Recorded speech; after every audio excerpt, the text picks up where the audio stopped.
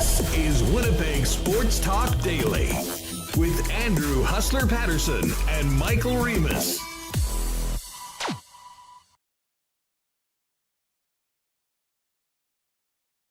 Winnipeg Sports Talk Daily. It is a game day edition of the show today because the Jets are back in action, finishing up this 4-game homestand, looking to finish it at 500 with a victory against the Ottawa Senators. And it is a prime game, which means 6:30 start tonight down at Canada Life Centre with this all-Canadian one-anthem matchup. Broadcast exclusively on Prime, the voice of Prime Monday Night Hockey, John Forslund, is in Winnipeg. He's going to join us at the bottom of the hour. And we'll dive into more on tonight's game and the latest on the Winnipeg Jets with Ken Wiebe of the Winnipeg Free Press. And our old pal Alex Adams, covering the Sens out in the nation's capital, will join us as well. We'll probably at the end of the program dive into a little bit of we'll dive into a little bit of NFL talk as well. I know people were wondering if I was going to get my black Chiefs jersey out for today.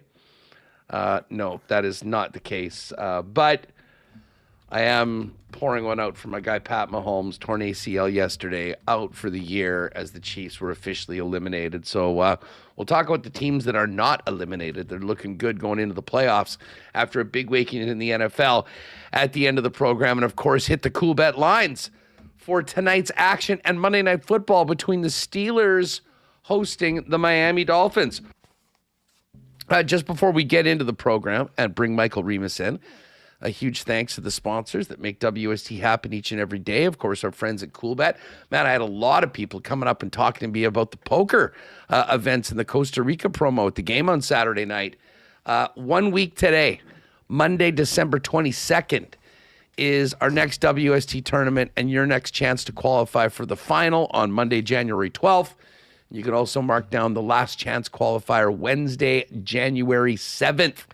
With us on WST, and we'll have more information out on the social channels, but if you have any questions, you can fire us a message. We'll make sure you know how to get set up and signed up and join us for another great poker tourney. And again, someone is going to be coming with us to Costa Rica at the end of January for the Costa Rica Poker Festival, and it is all presented by our friends at CoolBet. Also want to thank of course the gang at the Winnipeg Jets. Big game tonight.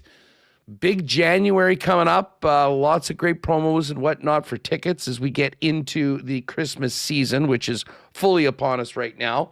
The gang of Princess Auto, of course, Chud's Power Sports, Clean Line, Rolly's Transfer, St. Vital Dental Center, Canadian Club, Uptown Alley, Manitoba Battery, Boston Pizza, Royal Sports, Little Brown Jug. We will get to a why not question of the day for not AutoCorp, but Waverly and McGillivray. And, of course, get to fan feedback for fansfirst.ca. Speaking of BP, by the way, don't forget, Wednesday night, Jets at St. Louis, 7 o'clock puck drop. We'll be doing our Winnipeg Sports Talk holiday watch party. You are all invited to come and join us at Boston Pizza Keniston for Jets Blues at 7 o'clock p.m. Should be a lot of fun. I know a lot of our regulars are planning to come out and join us from the chat. And all you podcast listeners that maybe don't get to participate as much because you're working, come and join us tonight or on Wednesday for what should be a real fun game and a lot of holiday cheer amongst the Winnipeg Sports Talk crew. All right, let's get this going. Welcome to everyone with the chat. Yes, I know a lot of Chiefs grave dancing in the chat. That's what happens when you are the standard for so long in the National Football League. Don't worry about the Chiefs this year. Mahomes will be back and on a mission next season. But let's talk some Jets right now and some huge trades in the NHL. Michael Remis joins us now. Remo, what is up? Yeah, we did have the two big trades Friday. How awesome was that? And we just have the news of GM firing just before we hit go here. Kevin Adams gone in Buffalo, but everything's great now in Jetsland. What a night that was Saturday. Nino, 1,000 games. The Jets really bring it on the ceremony. How about Roger Federer in the video? That was the best. Insane. What a legend, Nino Niederreiter, to get Roger Federer to sit down and record, to play golf together. And the Jets showed up. Hellebuyck with the surprise entrant in the Royal Rumble coming in. Like you don't know, you don't believe it till he's wearing the Nino 1000 jersey leading them out. And what a performance. And, you know, it's kind of like, you know, when you play EA Sports NHL hockey where guys have X factors and they have a stat that can boost the entire team. That's what Connor Hellebuyck had. He brought the X factor, and everyone else's defensive play stepped up, and they're able to almost get him the shutout. Only one goal to the Caps, who've been red hot. So what a win. Looking forward to keep it going BS here. 5-on-3 power play goal on the cheesiest penalty to Luke Shen. It's almost like they didn't want Hellebuyck to come. They didn't want him to be able to come back and get that shutout in the first game and conspire to put Washington up 5-on-3 late in the game. That was, listen, a very, very fun night at the rink, first and foremost. And it hadn't been very fun lately with the way the team had been playing.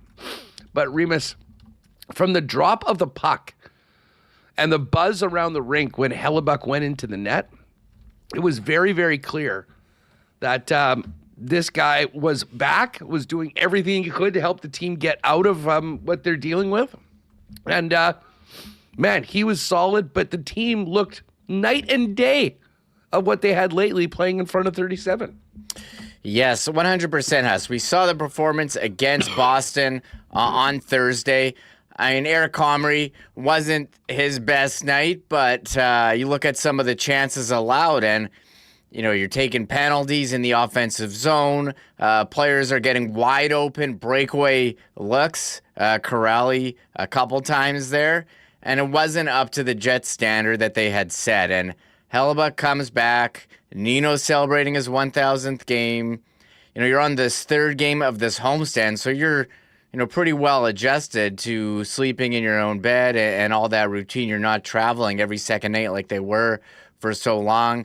It was a perfect storm of an emotional boost for Nino, you know, Hellebuyck coming back and just being ready to play after wanting to get a rebound after that performance on Thursday where, you know, the mistakes were very glaring. And he came back and boosted them all to win. And look, it was one game, Huss, so anyone can show up for one game, but we'll see how they carry it forward here. Can they build on something? Can they come up with a winning streak? You know, you did see special teams improve. We talked about that being a problem. You know, secondary scoring, they have been getting some now. Morgan Barron has really had a couple nice performances in a row here. But that was one game. You know, we were pretty doom and gloom here on the Friday show. I don't want to say we've totally reversed, but okay. You know, with Hellebuyck in there, I think you certainly have a lot more belief than before. Yeah, I mean, there's no doubt. And combined, and as Issue Boy Bruce said, the 4-0 now. The Jets are 4-0 in Silver Twig games with the silver stick. And, I mean, you know, the Jets have over the years done a really good job on these presentations. This one was right up there. And as you mentioned, Remo, the Roger Federer message at the beginning of the game was so cool. And I mean, it was an audible. I mean, this guy is one of the biggest athletic stars over the past 20 years on planet Earth. And of course, he is, you know, a Swiss icon. And I had no idea that they were chums, if you will, or played golf together. But it was really neat. Why don't you just show this for folks that maybe missed it or didn't? I'm not sure if they showed it on television or not. It was being at the game. But this was a piece of the tributes that were coming from far and wide for Nino Niederreiter on his 1,000th game. And this is the longtime world number one on the tennis court with the greeting for his friend. Hey Nino, it's Roger here. I also wanted to add myself to the list of people to congratulate you on your 1,000th game. Enjoy the moment. I wish you all the very best and can't wait to see you in Switzerland for a round of golf. Take care. Ciao, ciao. That was that was such a neat moment. And I mean, listen, you can probably tell I am a huge, huge Roger Federer fan, as I'm sure many of you are. And it's always neat, Remo, on these on those ceremonies to see some key people that were important and individuals passed to 1,000 games, which is just such an amazing accomplishment for an NHL player. But for Nino being a guy from Switzerland he's, I believe, the first Swiss player to play 1,000 games in the National Hockey League, to go right to the top of the food chain when it comes to a Swiss sports stars and personalities. Really nice touch to what the Jets put together for Nino on Saturday. Yeah, it was Bufflin who showed up in the Wheeler 1000 video, and that got a huge pop. But, Roger Federer, getting him to send Roman Josi as well on the list. Tons of family and friends in the crowd. They do the presentation, give him the stick, all that. It's pretty, pretty well done, and it means something, to hit 1,000 games. As you said, the first Swiss player ever. Not a lot of guys have that type of longevity. Nicely done by the Jets, and I do see Randy in the chat says name the 5 Jets, as you mentioned, they're undefeated in Silver Stick ceremonies. I got Wheeler, Gagne, Stastny, Niederreiter. Am I missing? Is there 5? No, there's 4. There's 4, yeah. Well, but I'm here for another one because it's guaranteed win night. Yeah. Can we? Apparently. Is there anyone we could do something for tonight? Listen, this is an important one for the Jets, though, to follow it up. Now, we'll dive more into this matchup against the Sens, who have been struggling as of late as well. But let's face it, the fortunes of the Jets and I think the temperature of the Jet fan base changed significantly when the starting goalies were announced for Saturday night's game. And as we mentioned, the team looked completely different, a 180 from the way it had really hit the skids without Hellebuyck in net. And, as we've been saying a few times, if you weren't convinced on his MVP award at the end of last season, you were watching this team play without him. And maybe even more so, his importance to the Winnipeg Jets with the way the team looked. And I do like your analogy of the X Factor from the EA games. But Helly was in. This is from Saturday. Well, let's hear a little bit from the man of the hour. Hellebuyck talked about the way the team played in front of him, limiting the chances for pretty much the entire game against the Caps. I just think there was a lot of excitement around the room, and the guys really brought it tonight. They did everything and more tonight. They blocked shots. They let me see pucks. They really controlled the pace of the game, and our execution was real good tonight. So, top to bottom, everyone just worked so hard. They talk about the calm that you bring and how it makes them feel calm. Is that something you carry with you on purpose because you have that impact? It's hard for me to put that into words because I'm just doing my job back there, but I think it's just this core has been together for so long, and I've been very grateful to play a lot of games. So you kind of just have a way of playing with this core, and we just meshed a certain way. So getting back in there feels great, and I just felt like I hadn't missed any time. I joked yesterday, Remo, for many Jet fans, you just literally erase the previous month of play. And you watch Hellebuyck play, you watch the way they looked against a very good Washington team on Saturday night.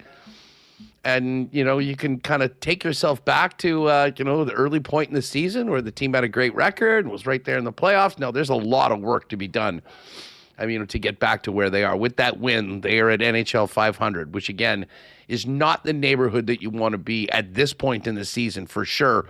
But there is still a lot of runway left. It does mean, though, that this team needs to go on a few runs of the positive variety. And of course, building off that game yesterday would be huge. Here, the big story though was Hellebuyck coming back so quickly. 3 weeks from the surgery, half as long as it was feared that he'd be out. Here's Helly on the process to get back as early as he did. Oh, it's been a grind. It's been tough, but just a phenomenal job from top to bottom. Pete, great surgeon. Adam just did a phenomenal job with me. Bernard in Vancouver, we saw a couple guys that really helped flush the system, get the blood pumping, and then the staff here is just so great. They were involved in every single way they possibly could. So top to bottom, everyone just worked so hard, and that's why we got back early. All right, there's the franchise himself, Connor Hellebuyck, on getting back early. He was also just discussed for the first time, really, the decision to have surgery when he did. If it ain't broke, don't fix it. That's kind of where I was for a bit. And then it finally broke, so had to fix it. But, it's just a little pain, a little management. It's really nothing that doesn't go into every single day as a hockey player. You manage your days and you manage your body, you manage your recovery. And, it was just one of those things that was just on the list of things to manage. Yeah. You get that, the timeline at least presented publicly was 4 to 6 weeks. Mm-hmm. Did you have it in your mind early on that you were going to beat that? Because today's 3 weeks to the day. So did you think that you could be back before the 4 to 6? Yeah, I said day one it was going to take me 3 weeks. I know I got a great team around me, and I know how hard I was going to work. And it was a lot of hours, and a lot of really dialing some things in and making sure we don't take any steps back. And every day I was taking big steps forward, and I felt like I started off ahead of the schedule already. So, like I said, it was just a great job from everyone involved, and I'm very grateful to have them all in my bubble. What a quote, Reem. Yeah, I said on day one it was going to be 3 weeks. And that's exactly what it ended up being. This might be why they don't allow injured players to speak to the media. Because if he had said that right off the bat, that would have gotten everyone into a tizzy, I'm sure. But this way, at least we were expecting the worst and got the best. And he came back just in time. Here's just one more from Hellebuyck. Obviously, the team had been struggling. He was asked how tough it was to be on the sidelines watching the team during a real tough period. Yeah, it stinks. Anytime you're watching your team play and you just want to be back in there and you want to do everything you can and you just can't. So, I feel for the guys over the years that have had those injuries and those long injuries. And, it's so much more fun playing. And how has it been for you watching the team over the last few weeks without you and not doing so well? Well, I can tell you it's more fun playing. I had a blast tonight, and they played great for me tonight. So I'm very grateful they really stepped on the gas and made my arrival a lot easier. Hellebuyck back to save the day just in time. Maybe save the season. I guess we will see. There's still a lot of work left to go, but Helly was the star of the show, but so was Nino Niederreiter playing his 1,000th game. We played to the Roger Federer tribute. Nino spoke after the game and just talked about everything that happened before the game, honoring him on his milestone 1,000th. It was amazing. It was something I will never forget. Always, like I said, as a little boy, you dream about moments like this, and top it off with a win like that was amazing. Did you know some of those video messages were coming, or any of them surprise you? Yeah, definitely. When one of the presidents of Switzerland talks to you, it's definitely very special. And obviously, it was Roger and Federer and all my family members, friends. It's definitely very special. I've got to ask you, have you ever played tennis with Roger? No, never played tennis with him. No, I think it's better off just playing golf with him. Yeah, I'm pretty sure in the offseason, Nino's not throwing down trying to get Roger out on a tennis court. Although what an experience that would be. They sound like they're golf friends, which probably, good athletes, both are great athletes in their own rights in their sport, and you meet in the middle in something else that you put it together. Of course, Nino, his entire family was there. Even after the game, in and around the arena, we saw a ton of those people with those really cool, I think Mundetta did something up special for it with the 1,000 Nino things on it. But here's just one more from Niederreiter on the special moment, and of course having his family there with him. They're the reason why I'm here. Obviously, the whole support they gave me right from the beginning. I always come from a hard-working class family. It's tough to play hockey in Switzerland. It's an expensive sport. So the commitment they did, they sacrificed a lot of their free time to make sure I can play hockey, and so it's definitely a big thanks to them. All right, so there's Nino, Mr. 1000, and the Jets get the win on the weekend. Scott Arneal, we'll hear from Artie in a minute from today after John Forslund, but just to wrap up Saturday's festivities, bottom line was this is a team that desperately needed a win. They got it. They got their MVP goaltender back as well. Scott Arneal in much better spirits after Saturday's game. Here's what he had to say about the big win over Washington. No, for sure it was. It was 20 guys. That was complete throughout the lineup. All four lines looking a lot alike.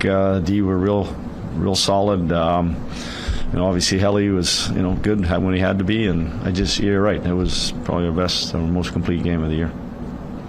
Is it overly simplistic to attribute a lot of that to Connor Hellebuyck's return? That this No. Not simply. It did have something to do with it. It's all Nino. It was because of Nino's night. At the end of the day, this is the very first time all year long that we have everybody back from injuries. This is the first game. So I'd like to think that has something to do with it. So, but at the end of the day, like I said yesterday, you have the Hart Trophy, Vezina guy back there. There's a difference there. All right, so there's the coach from Saturday night. And Reem, obviously Hellebuyck was the story. Nino Niederreiter was the story.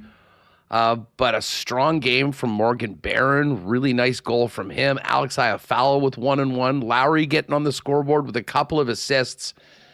Gabriel Velarde with 2 more goals. And back in his spot with Scheifele and Connor. And they obviously had a real strong game. Mark Scheifele with 2 assists as well. Kyle Connor with 2 assists. And we got another Stan goal. And the Stan goal, Remis, was not the Stan bomb. Who knew that the big guy had hands like that, going to the net, chasing a rebound with an absolutely perfect deflection out of midair over Logan Thompson to really get the Jets going and on the board in the first period. Yeah, Logan Stanley, 5 goals on the year, matching the total that he had in the last 5 seasons combined. And as you said, this wasn't just a shot from the point. He showed speed, hands, crashing the net. I saw people calling, when Hayden Fleury gets back or ready to go in, could you put Stan on forward if we need secondary? If you need to see some secondary scoring. Okay, did you seriously see people who were talking about that? Didn't Mike throw that? Because I think has Mike been a bar top conversation over the last couple of weeks amongst a couple of my associates, which we had some fun with. I don't think that's happening anytime soon. But, listen, it was just a brilliant goal. Credit where credit is due. Morrissey and Scheifele with the assists on that one, and the Jets really sort of fed off that. The first period in particular, blocking a ton of shots. Here's Mike McIntyre. You watch Stanley score a goal like that, and the tiny part of the brain wonders, could he work as a forward? He sure looked comfy around the net there. Tough to move, too. This sounds like Mike's been eavesdropping on some of my pals that have expressed similar sentiments at times. Listen, Stanley's had a great season so far. It's been a bit of an offensive awakening for him. But that was a goal that, it was excellent in a number of ways. And man, did the team need it. So everyone stepped up on Saturday night.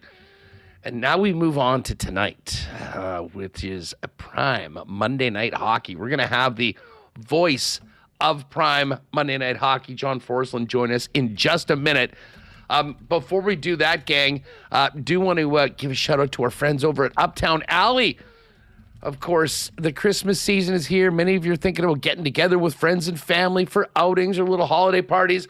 Head on over to Uptown Alley, 1301 St. Matthews.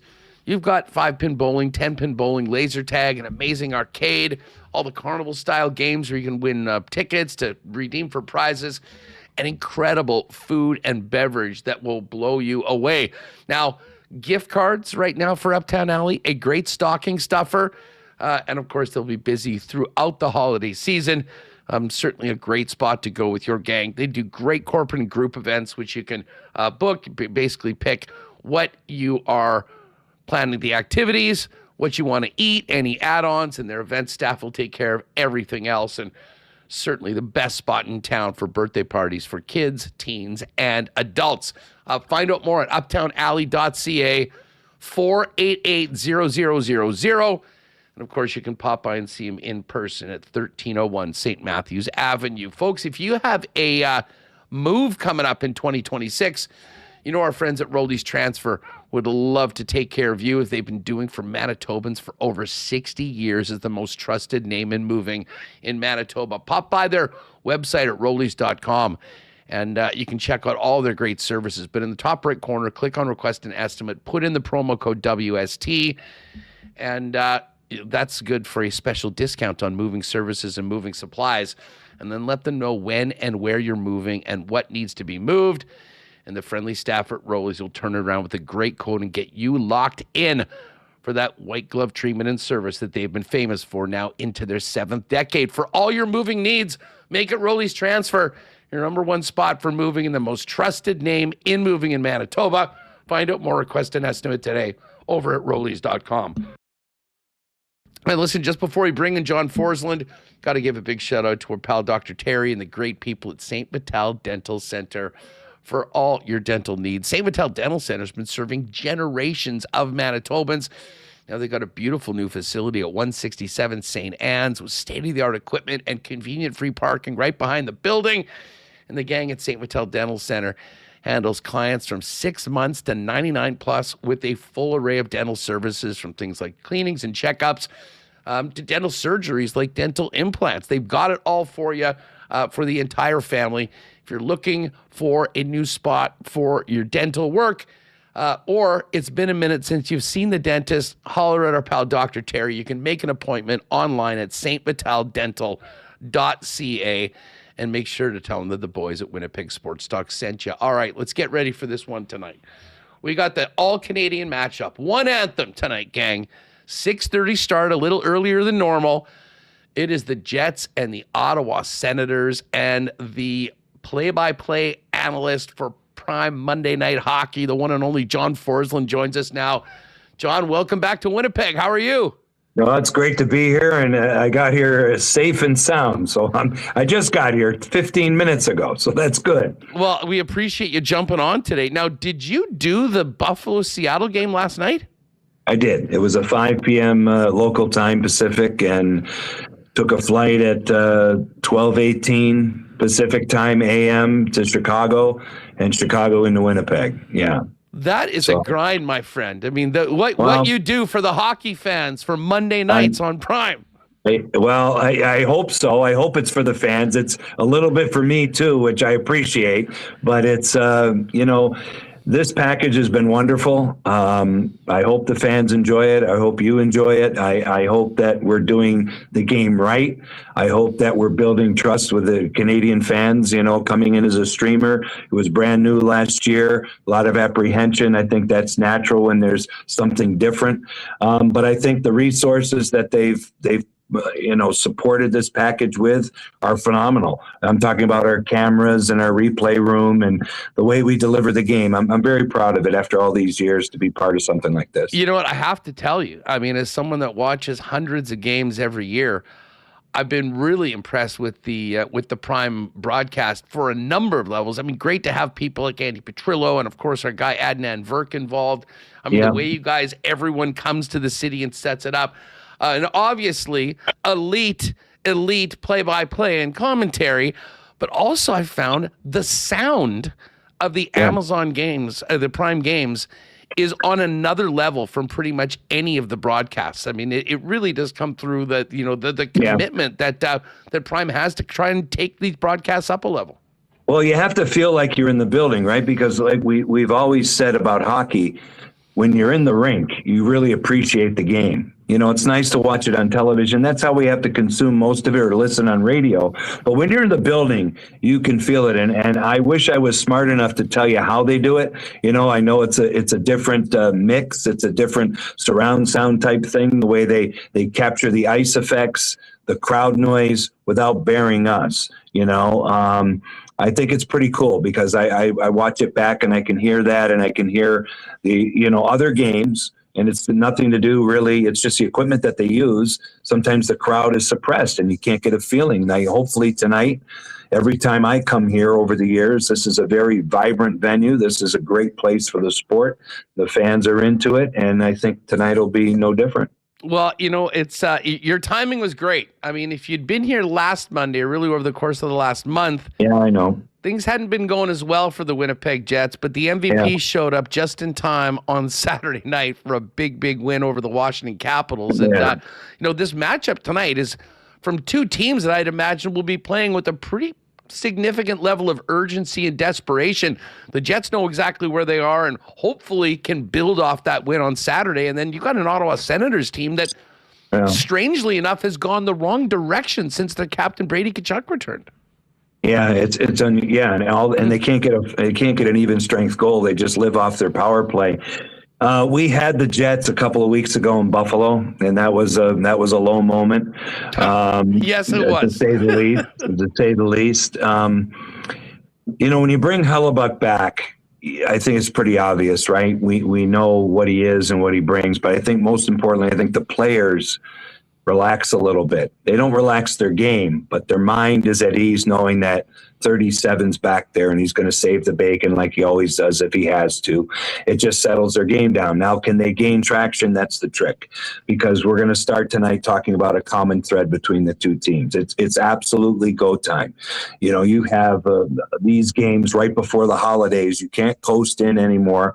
You have to accrue as many points as possible, and it's slipping away on the Jets. Minnesota made a big splash with their trade, and it looks like the three teams at the top of the Central are emerging, and it looks like the Jets for now are in the wild card conversation, and that's a scramble. It's a scramble in the East, it's a scramble in the West. And, this is a season where I feel bad for coaches because they don't have time to practice. They don't have time to reel a team in. The players don't get a mental break. This is what the league is elected to do because of the Olympics, and we're jamming games in left and right. And that's good if you're playing well. If you're like Colorado and Dallas and so on, if you're playing well, that's good because you can't wait to play again. But if you've got issues, and you need to fix those issues. If your special teams aren't right, if your team game, your coverage isn't right in the D zone, whatever it is, all you're looking at is video. And the players don't get a mental break either. So this is the way it is, and we'll just have to see what happens here before Christmas. Yeah, you mentioned the Jets. There's a good and bad to their situation. The bad is that they're in the toughest neighborhood in the NHL. With Colorado and Dallas and Minnesota now with the addition of Hughes, and we'll touch on that in a minute, all in the division. You're right. It kind of is first things first. Think about getting in, and, getting into that top three could be very difficult considering the starts of all these teams. What is going for them in the West is that the wild card threshold is a lot lower than it is in the East right now. So it is sort of it's an interesting dichotomy. The bottom line is, if you don't win games and do it consistently, the NHL 500 is going to get you about the 6th overall pick in the draft. So, there's a lot of work to be done. And Ottawa, just on the visitor side of things, John, they had a really great start, but again, have been inconsistent. They've almost been consistently underwhelming over this last little while, this 10-game stretch. And, I think very similar to the way Winnipeg was feeling in the last week or so as those losses piled up. That's got to be where this Sens team is coming into tonight.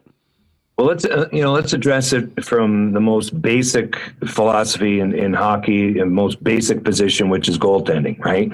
So if the Jets start to gain traction, it's due in large part to the reigning MVP coming back and doing his thing. If Ottawa is to gain traction, they have to get Linus Ullmark going. As you recall, last year in the second half, he did that. He had a hard time getting acclimated to his new team. There was some troubled waters at the beginning of last season. This year, he takes a step and he takes a step back or a couple back, and it's, to me, they have to figure that one out. When I look at the Jets, I see the same thing again, and I think it's evident. I think they somehow have to get a number 2 center some way. They're man short that way, and I think they fall short a little bit on team speed too. If they could pick up a player or two that could help their group move a little quicker, then I think that would help them when they play these teams that want to play at a high rate of pace, which they'll see tonight. Ottawa does play, as they say, very fast, and when they're on, that's the way it is. And I saw a Buffalo team a couple of weeks ago that posed a problem for the Jets that way. Their team speed is not at the level of some other teams. Now they have elite talent. They have one of the best scoring lines in hockey. They have one of the best, if not the best, goalie in hockey. They have an outstanding anchor on the back end in Morrissey. So there's a lot of good to like about the Jets, and they also have the sameness in terms of their group. The nucleus is the same. So, they know how to get there. It's just, can they get there? And can Kevin Shoveldayoff help the roster, moving forward in the second half of the season? We'll see. It's just funny that you mentioned that Buffalo game, because they did look like they were sort of skating in quicksand, and the Sabres made them look, slow in that game. Right. And then, you switch a goaltender, and then you get the performance that we had on Monday, or Saturday night, which was the most complete game of the year, according to the coach, a game that they were in control against a very good Washington team. So hopefully a little bit more of the latter than what you and the Prime broadcast saw in that ugly one in Buffalo a little earlier. John, while I've got you, you spent a lot of time out on the West Coast doing the Kraken, very familiar with the Vancouver Canucks in the division. What was your reaction on Friday afternoon when you got the alert that there was not just the goalie trade between Edmonton and Pittsburgh, but a Quinn Hughes blockbuster to the Minnesota Wild? Well, when I saw, who was involved in terms of the management groups here, I know, and I'm very familiar with one figure in Jimmy Rutherford, who I worked for a number of years in Carolina, as you know, and think the world of him. And Patrick Alvin, of course, working in concert with Jimmy. And Billy Guerin grew up right outside Springfield, Massachusetts, where I'm from.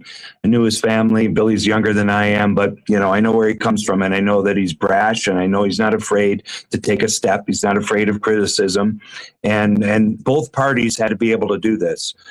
In Rutherford's case, I think he acted, as he said, at the time where he thought he had the most leverage. You had a situation where you have a player come to you and say it's not going to work. And when that player's premier, world class, as Buffalo had with Jack Eichel, what are you going to do? If you hang on too long, if you let it fester, if it gets into next season, the return's never going to be as good as this was. The jury will be out because it's a lot of potential, but they're good young players. We'll see where that goes for Vancouver. Quinn Hughes is a game changer for Minnesota. He will now, get on board in this division with all the great defensemen that are here and give Minnesota that card in the deck. And that'll be interesting to see where it goes with their goaltending and their team structure and Kaprizov and Boldy and so on. It's very interesting. I wish we would get back to 1 through 8 for the playoffs. I think it's unfortunate that the Central Division, we're going to see this again, and we're going to see some of the best teams in hockey have to play in the first round, and one has to leave or whatever happens as we move forward. That's too bad, but that's the way it is. We've always dealt with that in the game with divisional playoffs, and that's a big move for obviously the Wild and for their locker room. I mean, on a lot of fronts, this is just an amazing thing. Whether he signs or not, I think there's a pretty good chance he will sign with Minnesota. If he doesn't, he makes another deal with a great piece, right? So it's a home run, I think. Yeah, and the one thing I'll say about Bill Guerin is that he has shown that there is absolutely no fear or no hesitation. I mean, how aggressive they were to get the Kaprizov deal done. And you could say what you want about the number. That's what it took to get it done, and they did. And, the stone's on him to put that offer together. Apparently there were 6 teams that are in, and Minnesota presented their offer, and it was accepted by the Vancouver Canucks. That's what they were looking for in a package. And I'm with you, John. I think that this deal actually does have the potential to truly be a win-win. It's going to take a little longer to see it bear fruit in Vancouver, and that's probably right along their timeline. And for the Minnesota Wild, Bill Guerin doesn't want to wait. They want to compete right now. And as I say, I'm just imagining, if it is the way it is right now, a Dallas-Minnesota first-round series with Heiskanen on one blue line and Quinn Hughes on the other. A very bold move, when it comes to his counterparts of NHL GMs. And both teams, had to do it. right? So the Canucks, if you're going to start these resets or rebuilds, whatever word you want to attach to it, where you tear down your franchise, I'm not sure teams are going to want to do that, moving forward. You look at the Buffalo team, you look at Chicago, you look at now San Jose they're going to be good, and it's coming, but it takes a period of time where you go through misery. I think what Vancouver's done, once their fans get over the fact that a world-class player said, no, I don't want to play here, which is tough. You lose a coach, you lose JT Miller, you lose people in Vancouver, and then people in Vancouver get depressed, and that's just the way they are sometimes with that team, and they wrestle with that. But I would say this is like resetting your team on the fly with players who are closer than when you have to strip it down and get the first and second overall picks for, say, a 5-year cycle and then break them all in as teenagers. San Jose is very lucky that they were able to, get players that generationally came their way, like Celebrini and Smith and Dickinson, so on, all these kids, because there are players who you draft in that same vein who don't pan out, who are just average players in the National Hockey League. That's something that could happen. So the drafts are never a lock. This is like you're getting players who are recently drafted, who have a legitimate chance to play and grow together. And with those pieces, with Ogren and Rossi and Bouillon, they've got it. They've got really good young players who are capable of playing right now in the National Hockey League. So that's another way to look at what Vancouver did, where we all knee-jerk when trades are made, right? And people make statements and blah, blah, blah. But you're right. You have to give it time, and we'll see where it goes. John Forslund is with us right now. He will be calling tonight's game on Prime Monday Night Hockey, Jets and Senators. Hey, before we go, we talked about that kind of group of teams that are all bunched together around that 500 mark, battling for the wild card spots in the West. What's the latest with the team that you do most of the games for, the Seattle Kraken? They had a pretty nice start, and it's sort of them, like Utah, like Winnipeg, like a bunch of these teams in this group fallen off of it over the last little while. Yeah, and their issue is scoring. I mean, they just don't have game-breaking talent. That's the difference, and it's a different level when you're talking about Seattle and, say, Winnipeg, right? The Jets still have the players that can break a game open. They still have the ability to go on a power play and win the game. They can grind and they can defend and they can get great goaltending and be in the neighborhood of games and then have Kyle Connor score a goal. Scheifele do something special, right? Velarde do something on the power play. Morrissey. Seattle doesn't have that. With all due respect to their players, they have a bunch of grinding players who are second, third line variety, all of them. And, they have to play a letter-perfect defensive game to have a rat's chance. And when you do that and you can't score, where's your mind? You start to press, you start to come unglued a little bit. You make mistakes on the ice. They did last night against Buffalo, cost them twice. They played a pretty good game, but it's a bad pinch. It's a 2-on-1. That's the first goal. No support on the pinch, and off they go and they score. That only needs to happen 2 or 3 times within a game, and they lose. Because they just don't have the game-breaking ability. So that's what it is, and they're going to have to navigate through it somehow without slipping off the pace here, which is getting dangerous right now. I believe they're 7 points off the line, so that's hard to be in that spot around Christmas. John, absolute pleasure having you on the program and here in Winnipeg to do the game tonight. Thank you very much. Get a little rest before firing it up tonight at 6:30 on Prime, and travel safely when you leave. Thanks again, as always, for your time. Thanks for having me. Keep up the great work. Maybe we can do it again sometime. I would love it. I would love it. There is John Forslund, Prime Monday Night Hockey play-by-play analyst. He will have the call tonight along with the Amazon team, 6:30 p.m. puck drop from Canada Life Center, Jets and Sens.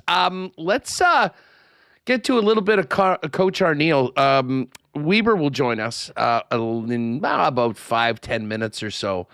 We kind of went over all the fun from Saturday night, the big win that cracked the losing streak.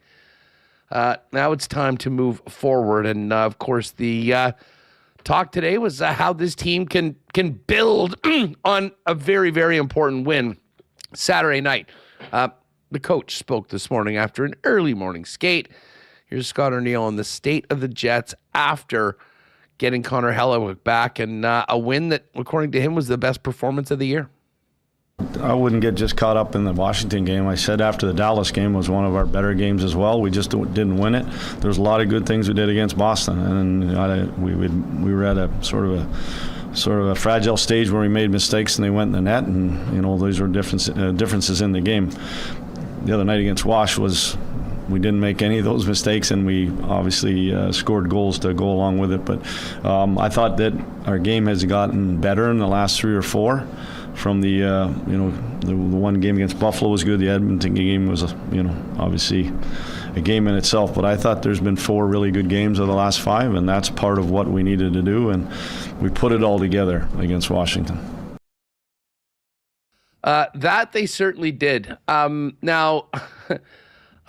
Listen, they got to just move on from it, though, and get ready to play an Ottawa Senators team that I think will be, as I mentioned to John, a desperate and team playing with a sense of urgency, or certainly they should be, considering how they've fallen off over the last few weeks. Here's what Arnie had to say about tonight's visitors, the Senators.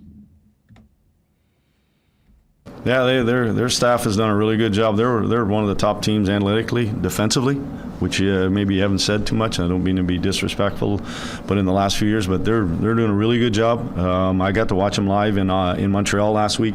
They're doing a really good job with numbers, not getting caught in odd man situations. They're protecting their end of the rink really well, and they've got themselves in a good position in the East. Obviously, I know it's sort of a lot of teams cluttered up there, but at the end of the day, that's a good team, and they can score goals as well. So it's a challenge, just like we've seen here the last 3 games at home. Some real good teams have been in this building, and this team's no different. Now, one of the stories that we've been harping about and Jet fans have been talking about is just where's the secondary scoring. Well, they got some of it on Saturday, and Adam Lowry skating with Alex Iafallo and Morgan Barron were able to convert twice. 5 points for the players on that line. Goals from Iafallo and Barron. 2 assists from Adam Lowry. Is what Arnie had to say about the new look of the Lowry line.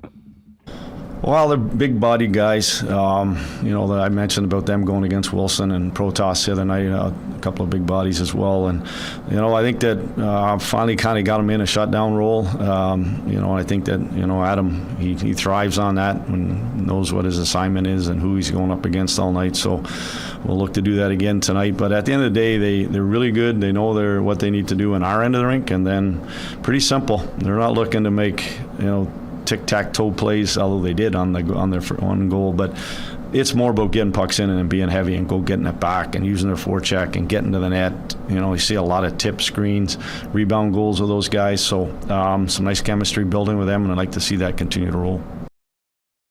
All right, and actually Wiebe, who's going to join us in a minute, and we'll get into a little bit more on Morgan Barron, followed up just with kind of what he likes about Morgan Barron and what he's seen lately. Yeah, he's a big man. I mean, the thing about Bear is he can move. He can really put pressure on the opposition. The other side, he does a good job of pouring back. I think his confidence both ends of the rink has really grown, and his detail in his game has gotten a lot better. Maybe that's helped being in the middle at times. Still a good face-off guy. So, and then he's doing a good job on the penalty kill. I think he's just kind of taking advantage, that's probably a better way, taking advantage of the opportunities that have been put in front of him because of all the injuries, and it's allowed him to have a real good season from it. All right, so it'll be more Barron, Iafallo with Adam Lowry tonight. Of course, Connor Hellebuyck was the one of the big stories and certainly the stars of Saturday's game. He'll be back in there tonight. Here's Arnie on the Hellebuyck workload coming back from 3 weeks off. We're still monitoring how he is. I mean, he didn't get a ton of work last game. Obviously, we didn't give up much, and but at the end of the day, he still has to play a game, and we'll make sure that there's no lingering stuff that happens the next morning from the previous night. But we got 4 to go here before the break. 3 of them are against our division, so we'll just kind of go that way. All right, there's the coach on Connor Hellebuyck. We talked about Logan Stanley's goal, which got the Jets on the board in the first period. Not surprisingly, Arnie was asked about the offensive talent of the big 6'7" defenseman. Here's Arnie on Logan Stanley and his production. I'm not surprised with the sort of the talent side of it. You see it in practice. You see it, in times during the game. There's, obviously, like with a lot of our D, I mean, you want them to defend first and foremost, and then when you get a chance offensively, you take advantage of it. You guys saw early on when he first came up here as a young kid there, that shot of his and, getting pucks to the net, and I think he's doing a good job with it. But the other side, too, is he gets up in the rush, and, we talk about a four-man rush, and he's doing a good job with that and reading those situations. So I think the ability to get pucks to the net front is something that defensemen, can be hard in this league because there's so much shot blocking going on, and I think that Stan's recognizing when it's time to shoot short side and not get it blocked or get it to the net, or when it's time to dive in. And like the other night against a man-on-man situation team like that, he went down that weak side and nobody really saw him, and nice play knocking it out of the air. All right, there is Coach Arneal. Wieber's going to join us from Canada Life Center in just a moment. I do want to take a moment to thank our friends at Princess Auto for their wonderful support of WST and so much in our sports community. Of course, Princess Auto, synonymous with the city of Winnipeg, founded right here, headquartered here, and now serving Canadians coast to coast with 3 Manitoba locations, including 2 in the city, where you'll find the best deals on the most unique assortment of tools and equipment around. Everything you need to complete the projects on your list or start something new is waiting for you over at Princess Auto. So pop by and see them today, Panet Road, Portage Avenue West in Brandon, or shop online 24/7, 365 over at princessauto.com. Well, all you snowmobilers have been waiting for the snow. Looks like we're going to get a dump a little later on this week, which is music to the ears of our friends up at Chud's Power Sports in Gimli, Manitoba's premier power sports superstore. And if you head over to chudspowersports.com right now, right in front of you, the snow is coming. Get ready. Gift the Outdoors holiday sales event right now with deals including savings of up to $3,000 on select Polaris snowmobiles, and financing as low as 0% for 60 months. They've got the best in Polaris and Arctic Cat ready for you, but so much more. I mean, when you're the preeminent power sports superstore, you're giving it all seasons. So things like ATVs, UTVs right now, ice houses getting ready for ice fishing season, and of course, crazy vehicles like Argos and Sasquatches. They have it all and much more. If you check them out at chudspowersports.com, you'll see amazing deals on feature items, including things like the 2025 Suzuki King Quad, amazing clearance price items. And don't forget to go over to truenorthparts.com as well for the best in parts sourcing and great deals on clearance gear and accessories. Our friends at Chud's are ready for winter, ready for the snow, ready for Christmas. Head on down and see them. Gimli, Manitoba, corner of Highway 8 and 231. And, of course, you can shop online and check out everything they've got going on over at chudspowersports.com.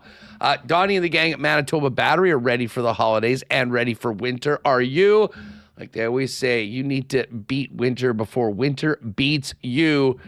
And as part of that, take care of some great deals as Donnie and the gang power up Christmas with the gift of power. Great deals on right now, right through the holidays. $5 to $10 off all power sport batteries, $10 to $20 off booster packs, a $99 ice fishing flasher combo, 12-foot booster cables for under $20. And of course, they've got gift cards as well. 12 months a year, you can count on Manitoba Battery, your local option with the best prices in town, beating the pants off the big box stores, batteries for literally everything at the best prices in town. 2 Winnipeg locations and online at manitobabattery.com. And just before we bring in Ken, big cheers to our friends at Canadian Club. Saw in the chat as your boy Bruce just popped by and picked up one of those special limited edition bomber label bottles of the original Canadian Club, Canada's original and favorite Canadian whiskey. But for the holidays right now, make sure to keep your eyes out for the Cranberry Ginger Ale Canadian Club product, which I've been getting a bunch of texts from friends that have been having. I know a pal Paterson from Aikens fired me one on the weekend, said he loved it. It's getting rave reviews. So when you're at the liquor mart or if you're at your local beer vendor, keep an eye out for the limited edition Canadian Club Cranberry Ginger Ale, available for the holidays. And it's pre-mixed. It's ready to go. Crack it, pour on ice, and enjoy an amazing holiday beverage from our friends at Canadian Club. Again, available at Manitoba Liquor Marts, and keep your eyes out at your local beer vendor for it as well. All right, let's get down to the rink and welcome in our pal Ken Wiebe. Jets Sens tonight, coming off the big win on Saturday. Weber, what's going on? How are you? How was your weekend? Excellent, Huss. Great to be with you. Yep, enjoyable weekend on a lot of fronts. Yeah. Well, good day at the rink. Homestand winding down. Festivities winding up, I guess. Right.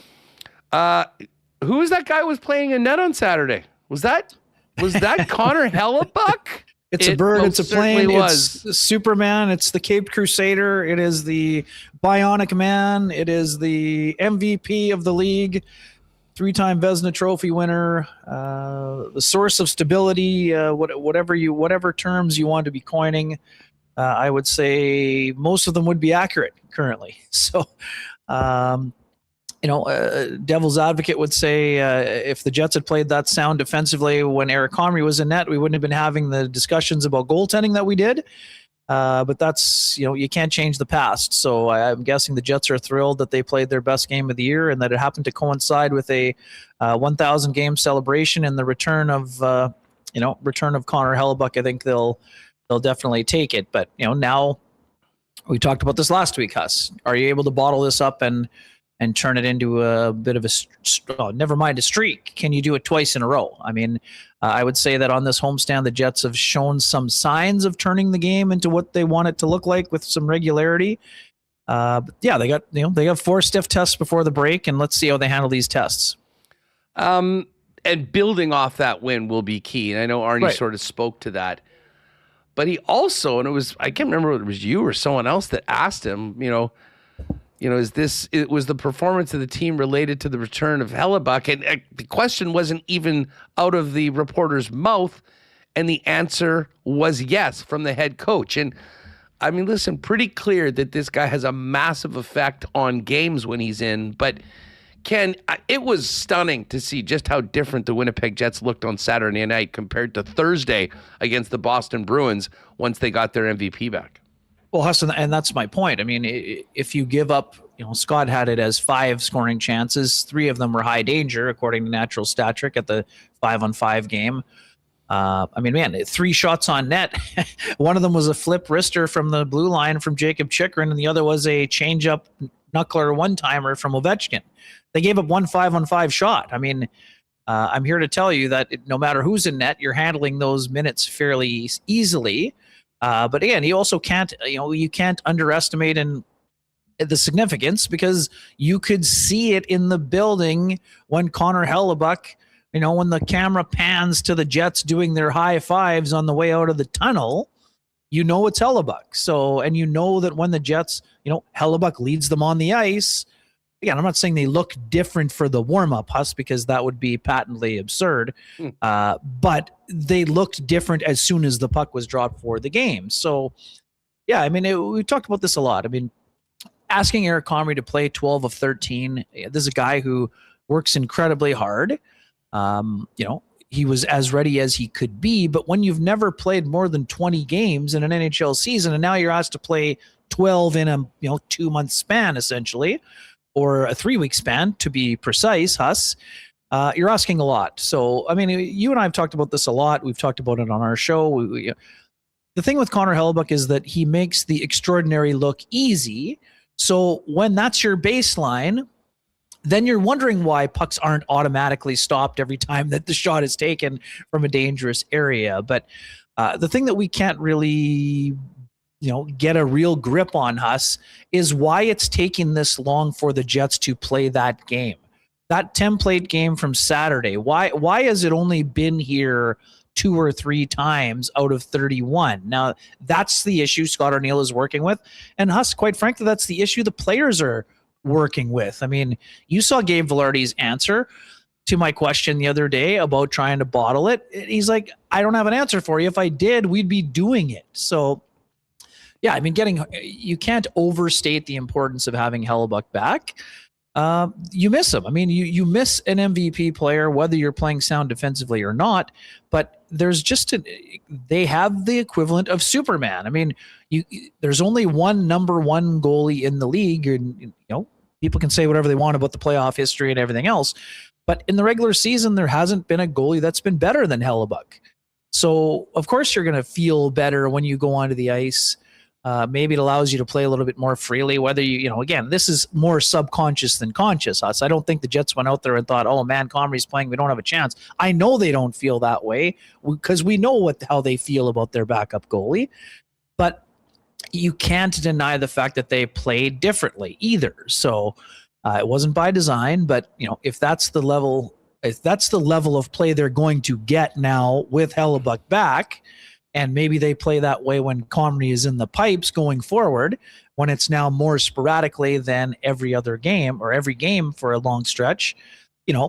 Our conversations, that you're having, that are in the chat rooms, that are in the text chains, are night and day difference from a week ago, right? I mean, there's no denying that. So now it's incumbent upon the Jets to see what they can do in these next 4 games. And, we're going to talk about today, but let's not kid ourselves. People are looking ahead to Friday and wondering, hey, how's this team going to stack up against the Colorado Avalanche?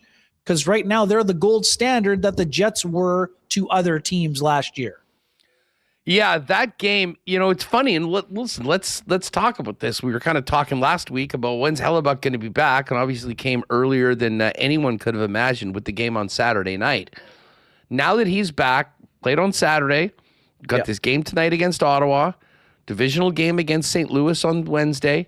Friday is the Colorado Avalanche game, and then you finish it up at Utah.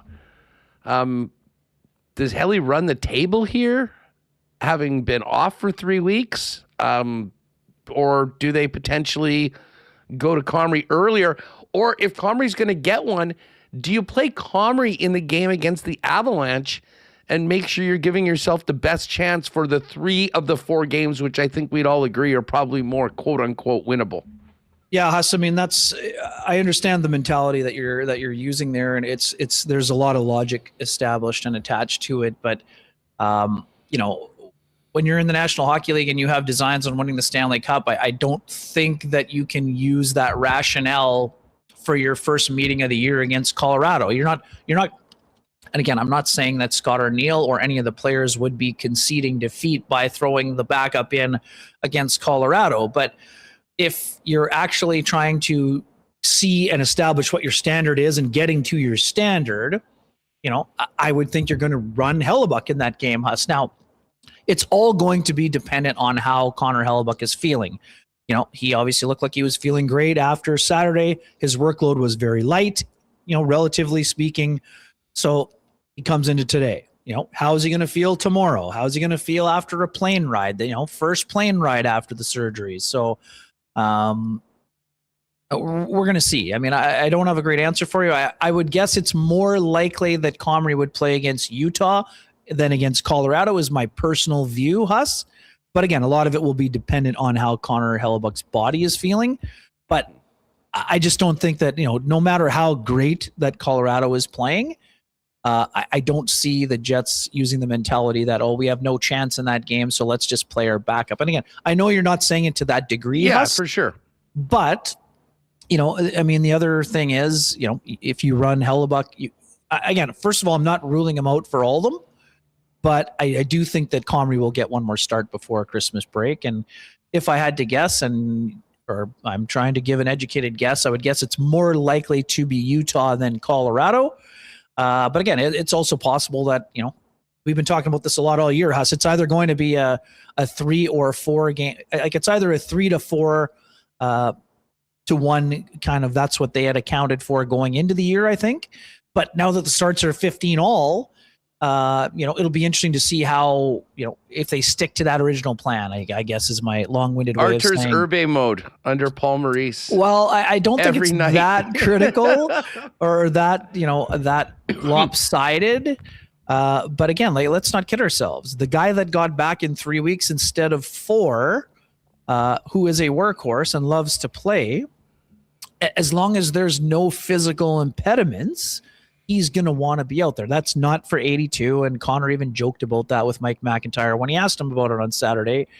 But again, this guy's going to want to make up for lost time. Now, he's not going to put his body at risk to do so, but he's going to give everything physically that he has in order to, give his team the best chance. Because, we know this. The Jets are still below the playoff line, and they've got some teams to chase down. So, it'll be interesting to see, but I expect him to get a heavy load. But it'll also be interesting to see what that load looks like and how the body holds up with travel and all those other factors. And I know you didn't ask me, Huss, but, top of the hour, last hour, we find out Laurent Brossoit is on waivers. After his, conditioning stint has come to a close. He's, feeling healthy. He's made a ton of saves. He scored a goalie goal. Dude, the goalie goal on Friday night. Amazing. Tremendous. That was his first game since he was a Jet.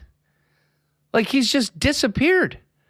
And then he scores. No, he played the weekend before. He played the weekend before? I was looking at his numbers. They didn't have yeah. anything for them. Well, regardless, he goes in a conditioning stint and finishes it up with a freaking goal. Straight 200-foot wrister from behind the net. Yeah. Just absolutely fantastic. It just felt really good for him, but it is just wild that he signed that deal he did with the Blackhawks. Right. Which, I think this is the issue right now for LB, is that he's getting paid quite well. Yeah, 3.3 for the remainder of this year. But so here's the interesting part. And again, I'm not saying that it applies to the Jets or it doesn't. But 3.3 is the AAV. 1 million of that was in signing bonus. So there will be teams out there, Huss. And again, I'm not saying the Jets are one of them. But with the AAV being the salary being 2.3, for the year, we know it's already a third of the way done. There will be some additional appeal on that front. Now, for a contender, it's tougher to stuff in, 3.3 on the salary cap situation. And again, with waivers now, we know that a trade has been discussed with some teams, but the salary is the issue, Huss. So without a trade where there's some retention, you need to have some wiggle room. Now, the Jets do have some wiggle room now. But again, if the Jets want to add at the deadline, it would cut in substantially to what their ability to do later on is. And again, we think that the Jets are quite happy with Eric Comrie as a backup, and I think they want to stick with him. But I would wonder about a team like Montreal, Huss. We know Jacob Fowler is up, but they've had some issues between the pipes.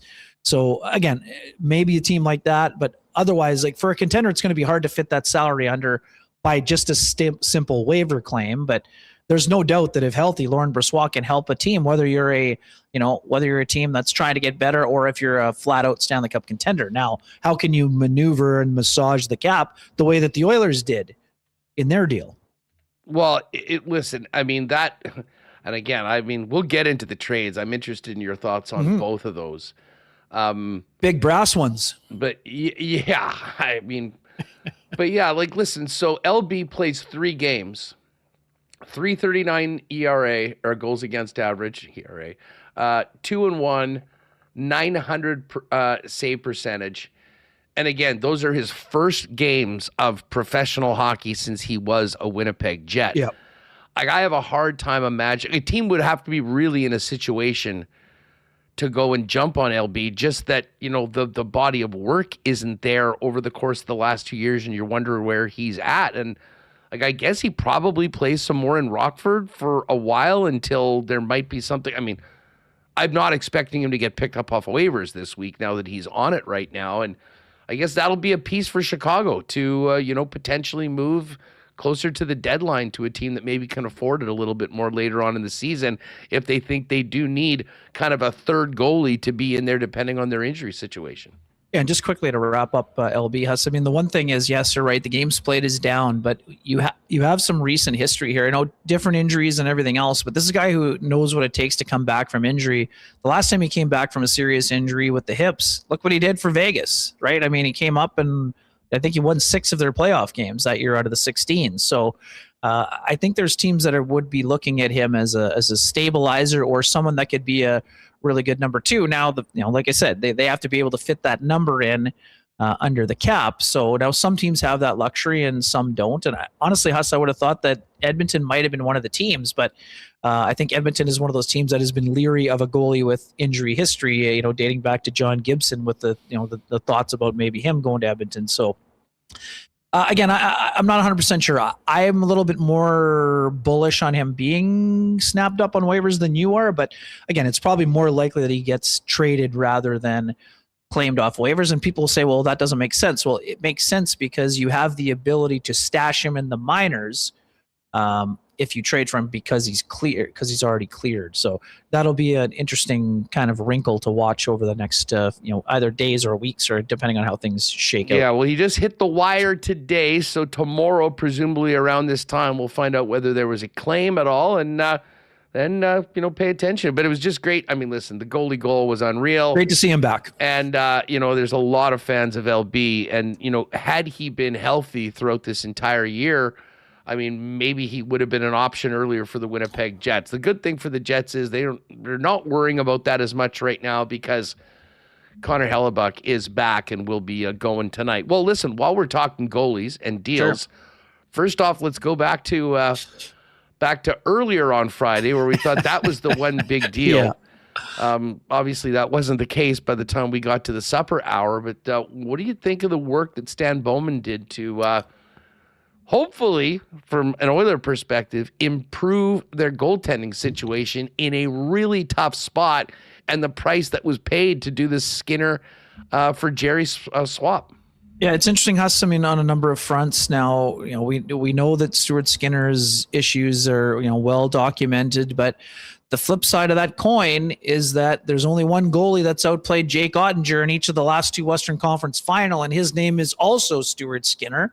But you also can't ignore the fact that he lost his job to Calvin Pickard during the course of proceedings in the 2 years previous also. So, yeah, I mean, you understand why the Oilers are looking for someone. We know the ties with Tristan Jarry to the community, won a Western Hockey League title with the Edmonton Oil Kings. His playoff resume is much shorter, Huss. I mean, I think it's something like he's only had 6 playoff games and he's 2-4 or something like that. So, that's a big difference there. But Jarry also, when healthy, has had a pretty good run of goaltending. Huss, I think the sleeper in the trades, I mean, obviously we know that the goaltending piece is the most important thing for the Oilers. I like the addition of, Spencer Stastny. I think this is a guy who's very mobile, very capable, number 5 or 6 blue liner. Can get up on the attack, good zone exits, very, like I said, good skater, can be a really nice piece. But there's also an element too. I mean, Brett Kulak's having a very tough go this year, Huss, but Brett Kulak has been a very good veteran presence on a defense core that has been under siege for the last about 5 years' time. So Kulak's a guy that I could see another team maybe being interested in his services as someone that can play the left side, play the right side. I think he's on an expiring contract. Yes, too, that's what I mean. So a pending UFA, I wonder, again, I'm not saying Winnipeg, Huss, but I mean, that's he's not overly physical, but he would be the kind of guy that has appeal to contenders. Now, we understand Pittsburgh is still in the race and all of these things, Huss, but man, Pittsburgh had 2 of the toughest losses of the year, and they had definitely the number 1 loss of the year against the San Jose Sharks on Saturday before the Jets game began. Then they followed it up by blowing a lead again the next night and losing in overtime again. But I mean, that game against San Jose was absolutely, banana land here. Like we were watching the game upstairs, and the Noel Achari hits the post, and all of a sudden there's 2 empty. It's basically the equivalent of the Manitoba Miracle without the stress of a Game 7, Huss. I mean, after the post is hit, they get 2 6-on-5 goals, and then win it in overtime on a beauty from John Klingberg. So, anyway, sorry to get off track here, but all to say, Stastny, nice addition. Stan Bowman's done a nice job of, we know what he has to do to keep Connor McDavid happy and around.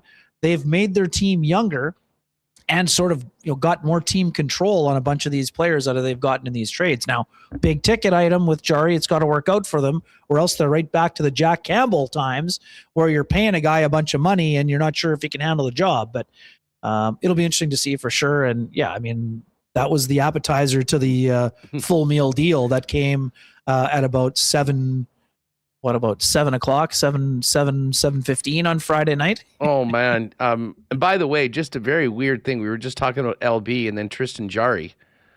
You know that they were a tandem with the Edmonton Oil Kings when they won the WHL championship in 11-12, which all kinds of symmetry going on. Yes, There's a lot of symmetry there. All right. I mean, I think I may have been caught talking about this with a live mic beforehand, and I think I said what I really said when at the beginning of the program by looking at the chat on that deal.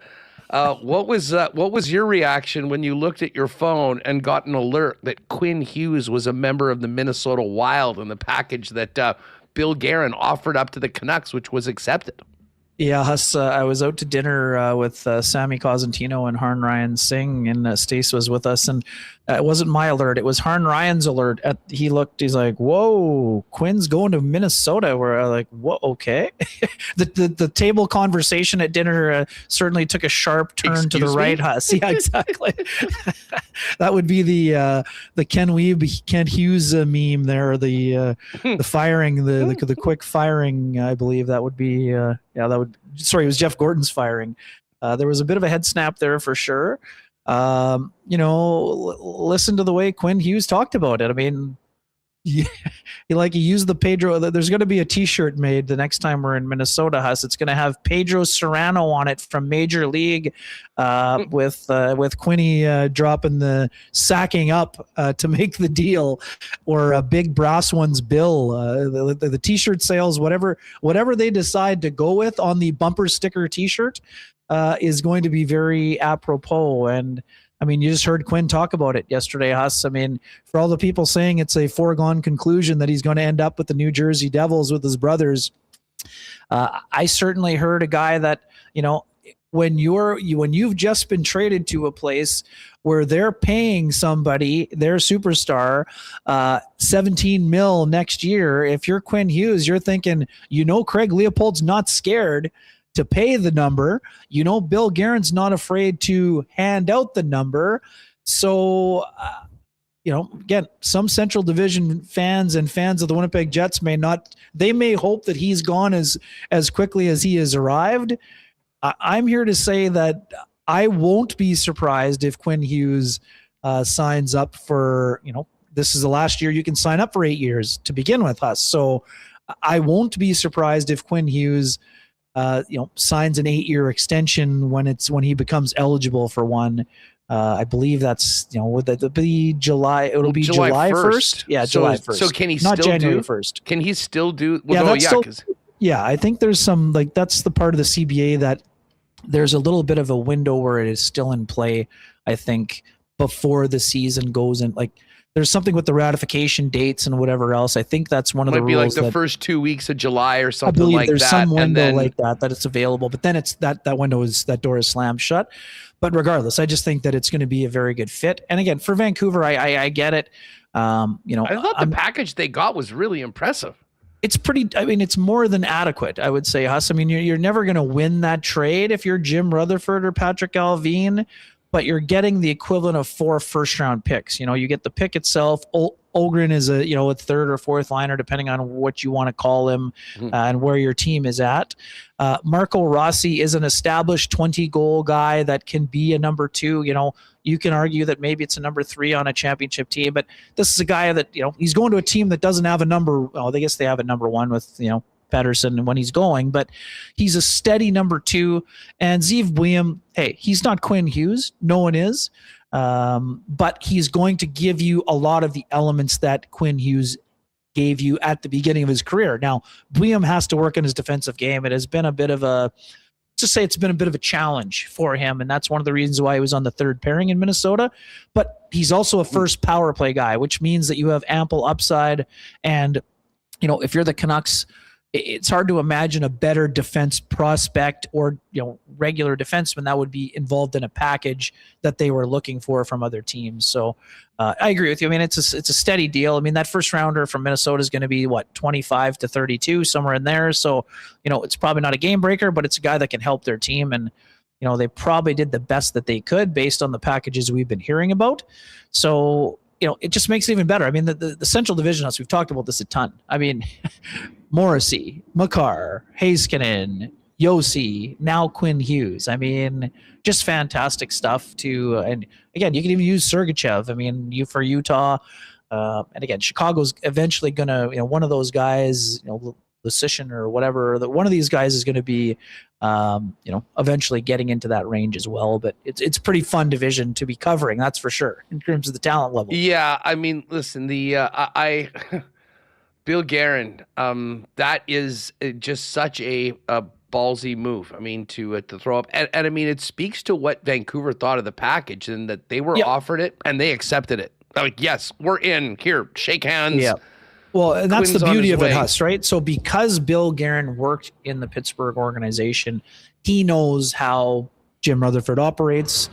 He knows that once that, you better strike while the iron's hot because it's someone else is going to, and they're going to accept the move. Bill Guerin told the great story about how he was in the kitchen making meatballs for the Christmas gatherings and had to take the latex gloves off to ensure that he had the call set. We've got a deal. Oh, we what? Oh man, hang on a second here. I'm making the meatballs for Christmas Eve. Let's go.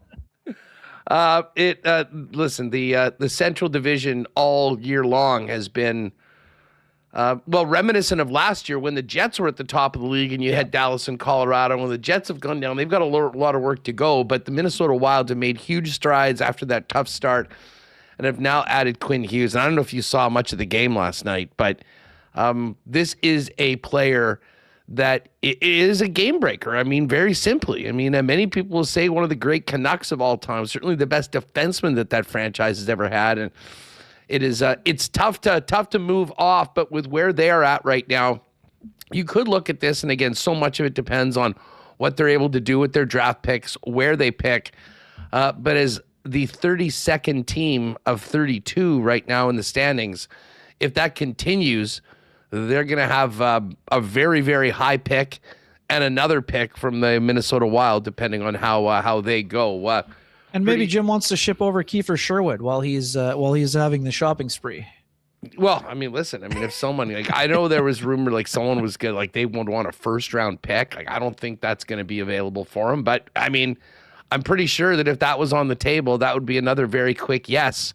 And moving him out. If they could end up with 3 first round picks in this draft, including one likely in the top 3, you could look at this year as a pivotal one. I mean, some short-term pain for a lot of long-term gain for a roster that still has some pretty solid NHL talent, even with Quinn Hughes gone. Well, we talk about the Dallas Stars as that great example, right? The year that they got Ottinger and Robertson and Heiskanen, right? So if you can add 3 players of that caliber, and again, it's tough to do, no matter what. No one hits like Dallas in the draft. that's a tough bar to be reaching, but. I mean, it could be a transformative time, and they need a transformative time, Huss. I mean, I know Jets fans are, they're caught up in what their own level of misery from the last month has been like. But Huss, you want to talk about other markets. Today we saw an organization fire their GM that hasn't made the playoffs since the Jets have been back. The last time Buffalo was in the playoffs, the Atlanta Thrashers were in the NHL. In terms of Vancouver, 2 years ago, Huss, they pushed the Edmonton Oilers to the 7th game of their second round matchup. And now in that span, since they've traded JT Miller and Quinn Hughes. So things have been tough in this last month for the Jets. I'm not disputing that. There's been other levels of misery around the Canadian markets and around the league that just dropping a little perspective here, Huss, that, again, not trying to tell people how to feel, but there's been a lot happening around the league that is in a very tough spot for many. So, well, two of those teams are playing tonight. I mean, sure, exactly. The Sens are in sort of a rough spot right now with the way they've been going. And obviously, we've We know where the Jets are. As much as I tried to just erase my memory of the previous month before the game on Saturday night and just move forward in a very positive state of mind. Hey, listen, just before we go, because we've got our pal Alex Adams going to come in and give us the latest on the Sens. Quick thought on just how that Lowry line looked with Morgan Barron and Alex Iafallo on the wings. We've been looking for secondary scoring. They popped 2. And I do need a quick statement on Logan Stanley's goal on Saturday night, which was an absolute beauty and a club that I did not think he had in his bag.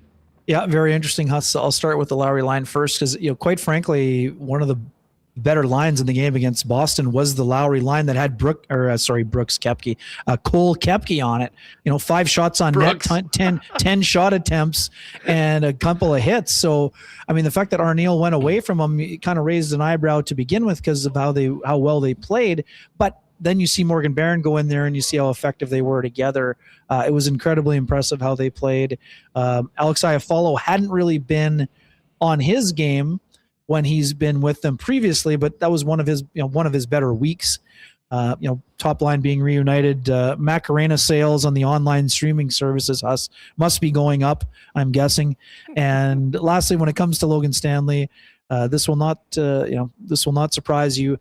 On the bus, the shuttle bus to Game 6, I believe, of the World Series, a former teammate of Logan Stanley's father, softball. You would heard that Logan's dad was a softball legend, pitcher, I believe. So I'm not surprised that he had the batting ability. I told Logan today it looked like an Addison Barger double. Unfortunately, hopefully not one that gets stuck in the bottom of the fencing. But he made sure to ensure that he made sure to make sure that was bar down rather than stuffed in the bottom of the fence. Yes. Too soon for sure, but definitely an impressive swing. Logan had 5 career goals going into the series. He got 5 this year. I know Scott Arneal praised him for being up there. I got to be honest, when we saw the guy batting the puck out of the air, at first you're like, who is it? I'm like, I think it's Stan. I looked over to Mike. I'm like, that's Stanley. What is he doing down there? Josh Morrissey's taking a slap shot from the other point.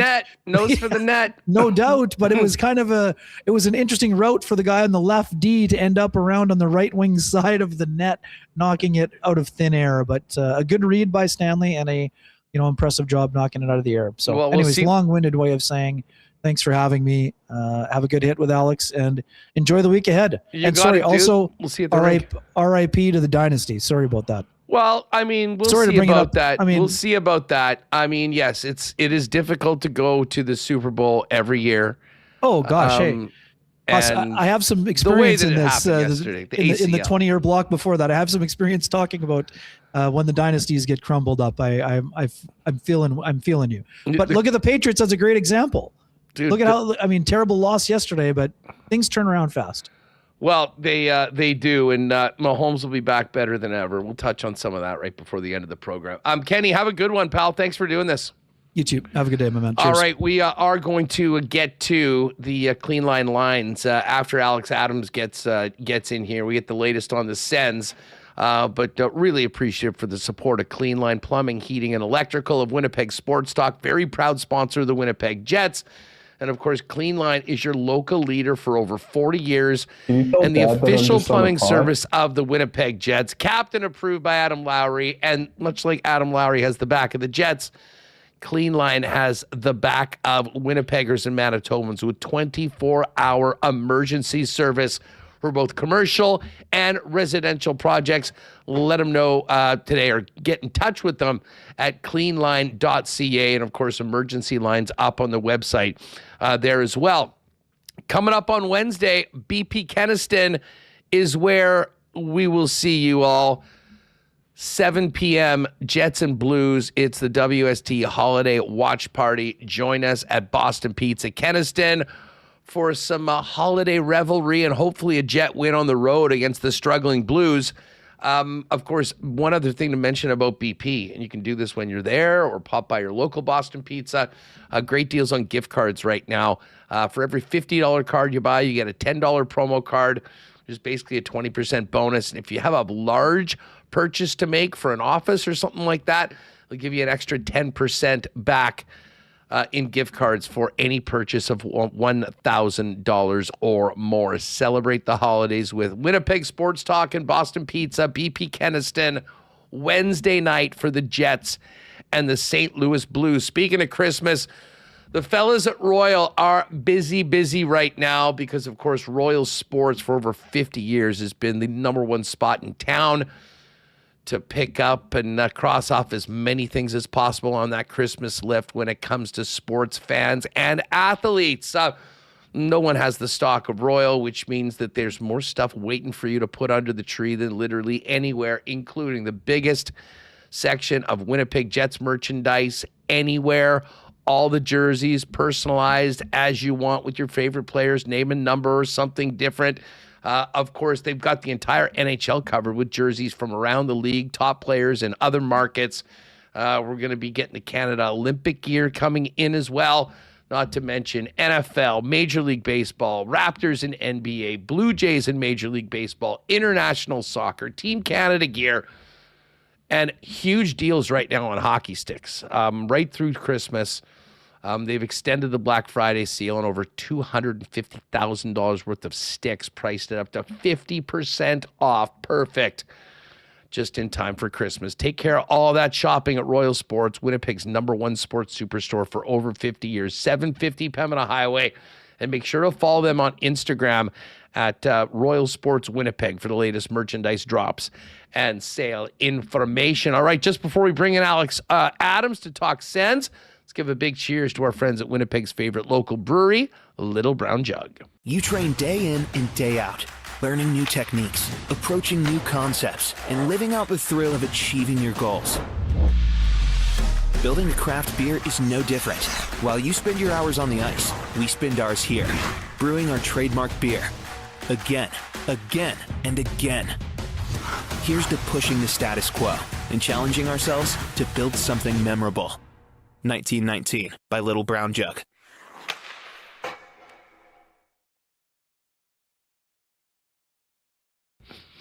All right, Sens Jets tonight. Let's welcome in our pal Alex Adams on the Sens beat from the nation's capital. What's going on, my friend? Great to have you back on WST. How are you?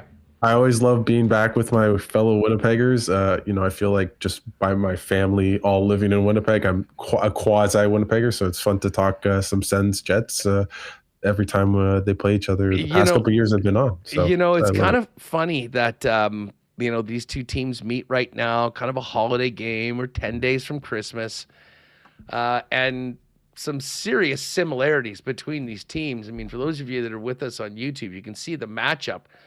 Sens one game above 500, Jets at 500, the exact same number of goals, 4 per game. Sens defensive numbers not quite there, a better power play. Jets have a better PK. But the similarities that these teams are probably not too happy with is their play over the past 4 weeks or so. Ottawa at one point, it was actually the Jets and Ottawa about a month and a half that were the two Canadian teams that were in playoff spots. Needless to say, they're not in similar spots right now due to the past month. What's going on with Ottawa, especially since Brady Tkachuk came back and you thought they'd go the opposite direction? Yeah, it's been a confluence of just different things going in a negative direction for the Senators. Their PK has been atrocious all year. They have the worst save percentage in the league as a team, so they're just not getting saves. Linus Ullmark, he's been okay of late, but he hasn't been a Vezina Trophy caliber guy, as you guys know, without Connor Hellebuyck, what that's been like for the Jets, right? It's hard to win games when you have the second best goalie most nights, and he's starting tonight, Ullmark, that is. Shane Pinto and Thomas Chabot have gone down. Those two guys are really important for the Senators. Tyler Clevin stepped up into a second pairing role, and he's really struggled, especially against Minnesota, where his clearance late in the game led directly to the goal for Minnesota to win the game. And Shane Pinto, obviously people know he got that big contract. He came out of the gates, hot as hell, scoring a ton of goals, but he's a really, really good player. He's like if Adam Lowry could score 25 goals, like that's the kind of player who's just really good defensively, but also can drive play and score. So he's been out and isn't coming back soon. So they've been injured all year from Tkachuk, and they're just finding ways to lose. They lead the league in 1-goal regulation losses. So they're always in games. They outplay teams, but they can't really find the back of the net, especially at 5-on-5. They're kind of missing that, Kyle Connor-esque 40-goal guy that can just rip it. They don't really have that, so they're kind of losing on the fine margins, and unfortunately, they've taken a lot of one-goal losses of late. The Jets very clearly were missing a lot of things. I mean, the secondary scoring had completely dried up during that real big slump. It was all about the first line, and then you lose Connor Hellebuyck, and I mean, the results sort of spoke for themselves. They don't have, I mean, really, no one has that Connor Hellebuyck. I mean, he was the MVP for a reason. But Ullmark came with high hopes. There's been some really good play for a while out of him. But how would you describe the goaltending so far this year?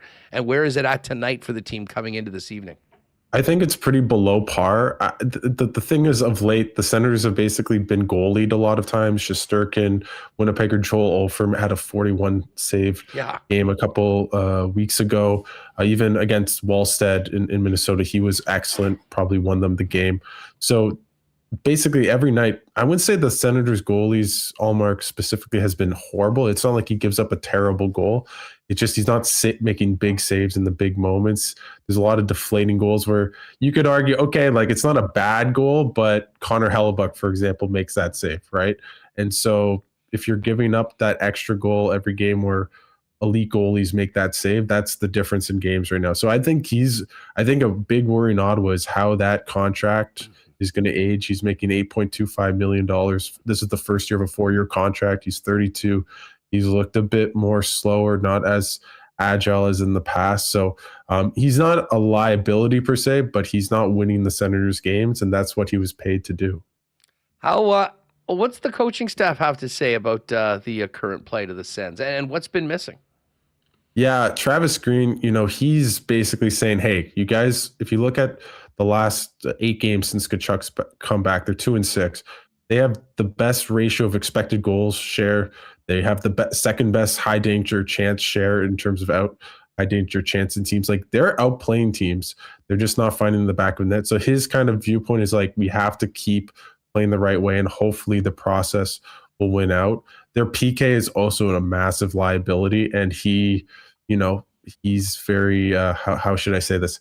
He doesn't like the criticism too much, but at the end of the day, their formation, which is a diamond, big talking point here in Ottawa, has been atrocious. And the Senators keep losing games because every time, for example, tonight, I bet Scheifele, Connor, they're going to have a lot of time with the puck, with the diamond formation. And that seems to be Ottawa's Achilles heel, and it has been of late as well. It's a real yin and yang on the special teams because the penalty kill sucks, but the power play has been lethal. They've been lethal of late. The last 4 games, they have 5 goals. Dylan Cousins is kind of like a power play merchant at 5-on-5. He doesn't really produce much, but on the power play, he's been really good. Tim Stützle, Brady Tkachuk. The Sens power play is really good. Jake Sanderson's really become a great offensive defenseman. And so watch out for him tonight. Him against Morrissey, those minutes. It'll be fun to watch those two go at it. Both really smooth skating defensemen. But yeah, the Senators power play is pretty scary, just with all the options from Paterson, Tkachuk, Stützle. So Winnipeg can't take too many penalties, especially with how Ottawa's power play has been looking so far. You look at that top line, you know what you're going to get from Brady Tkachuk pretty much every night. He's the captain. He's the emotional leader of the club.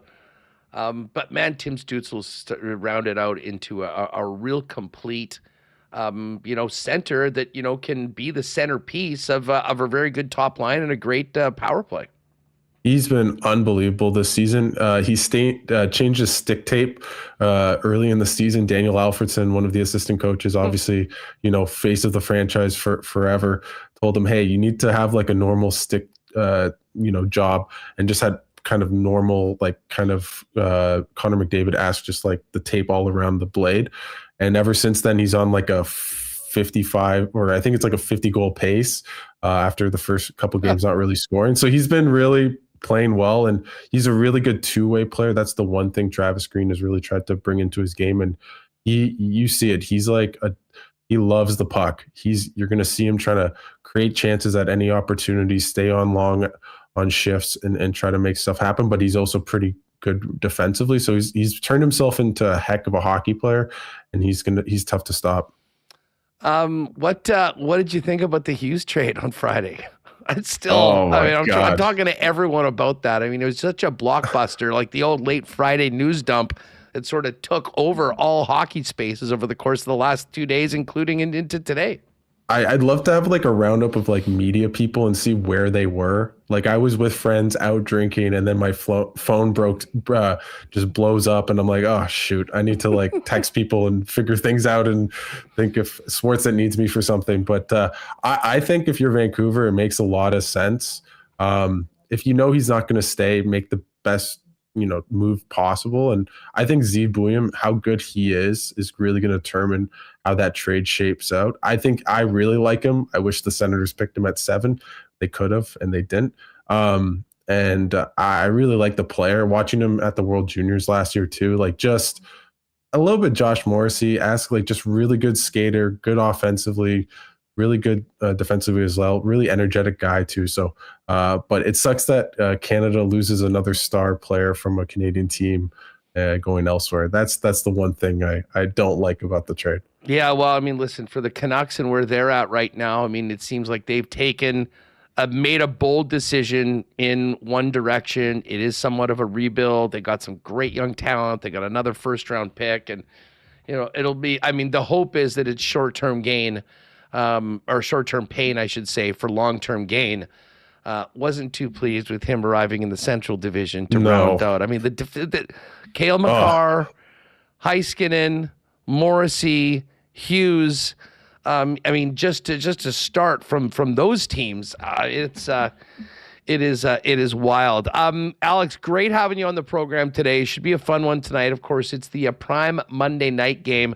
Fill people in on where they can find all of your work covering the Sens on a day-to-day basis for our friends at Sportsnet. Thank you. I'm at sportsnet.ca. I write about the Senators 3-4 times a week.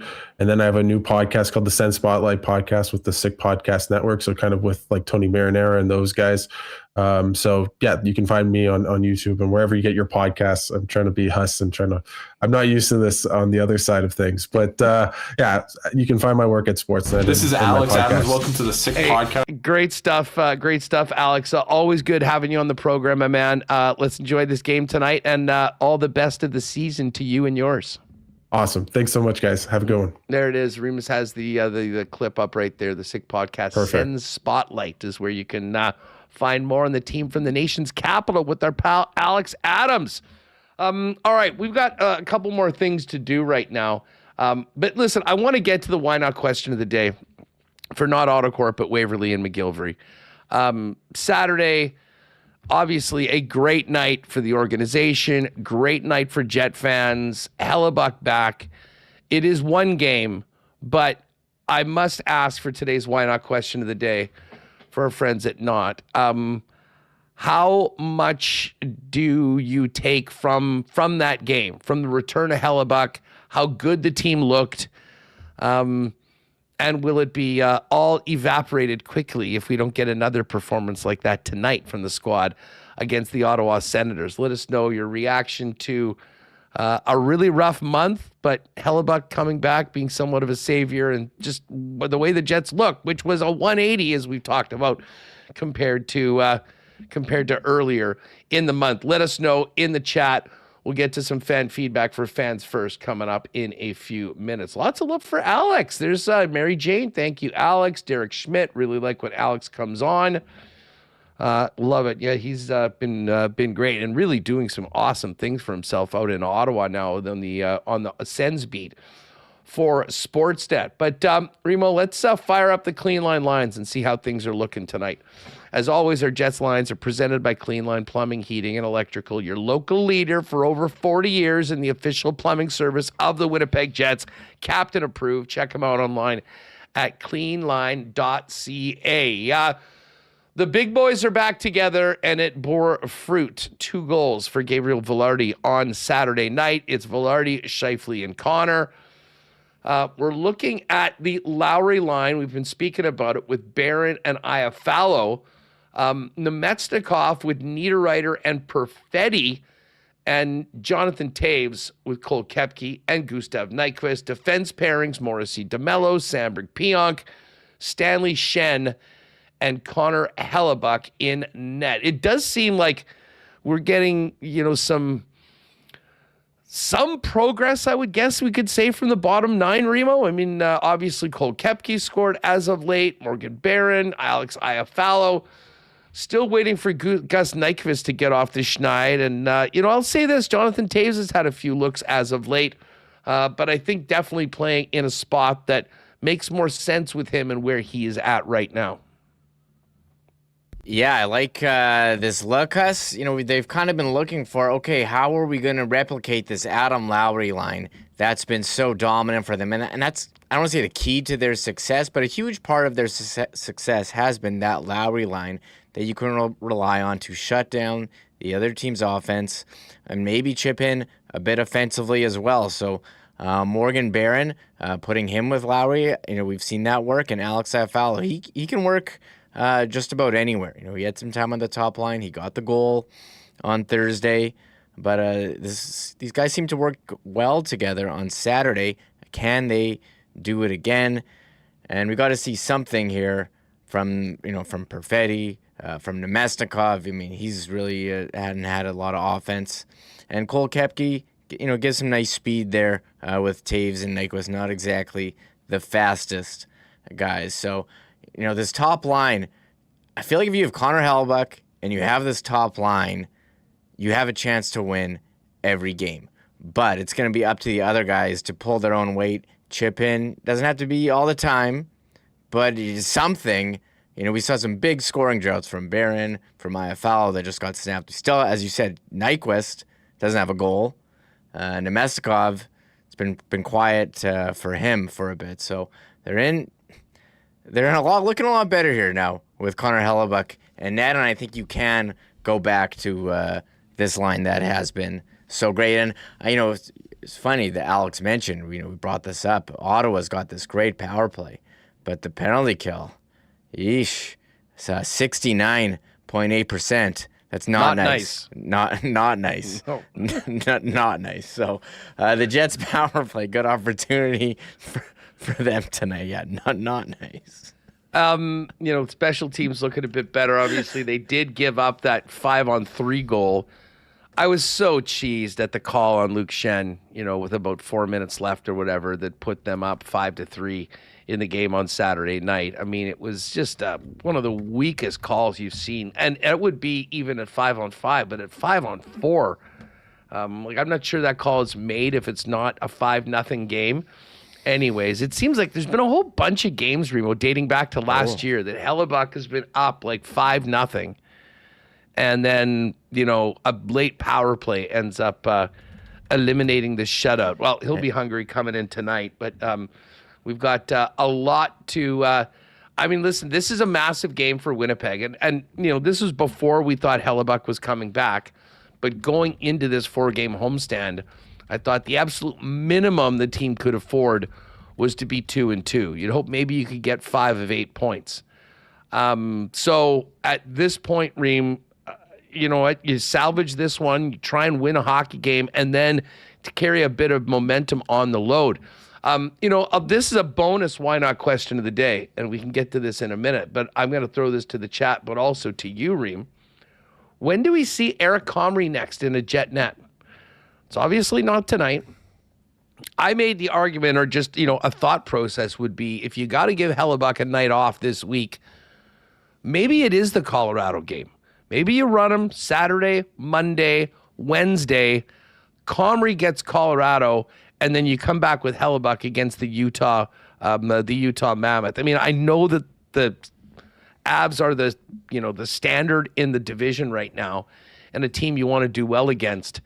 But right now, it really is about stacking up points and getting wins. And I think we'd all agree that the other 3 games this week, certainly you'd have a better chance of making that happen.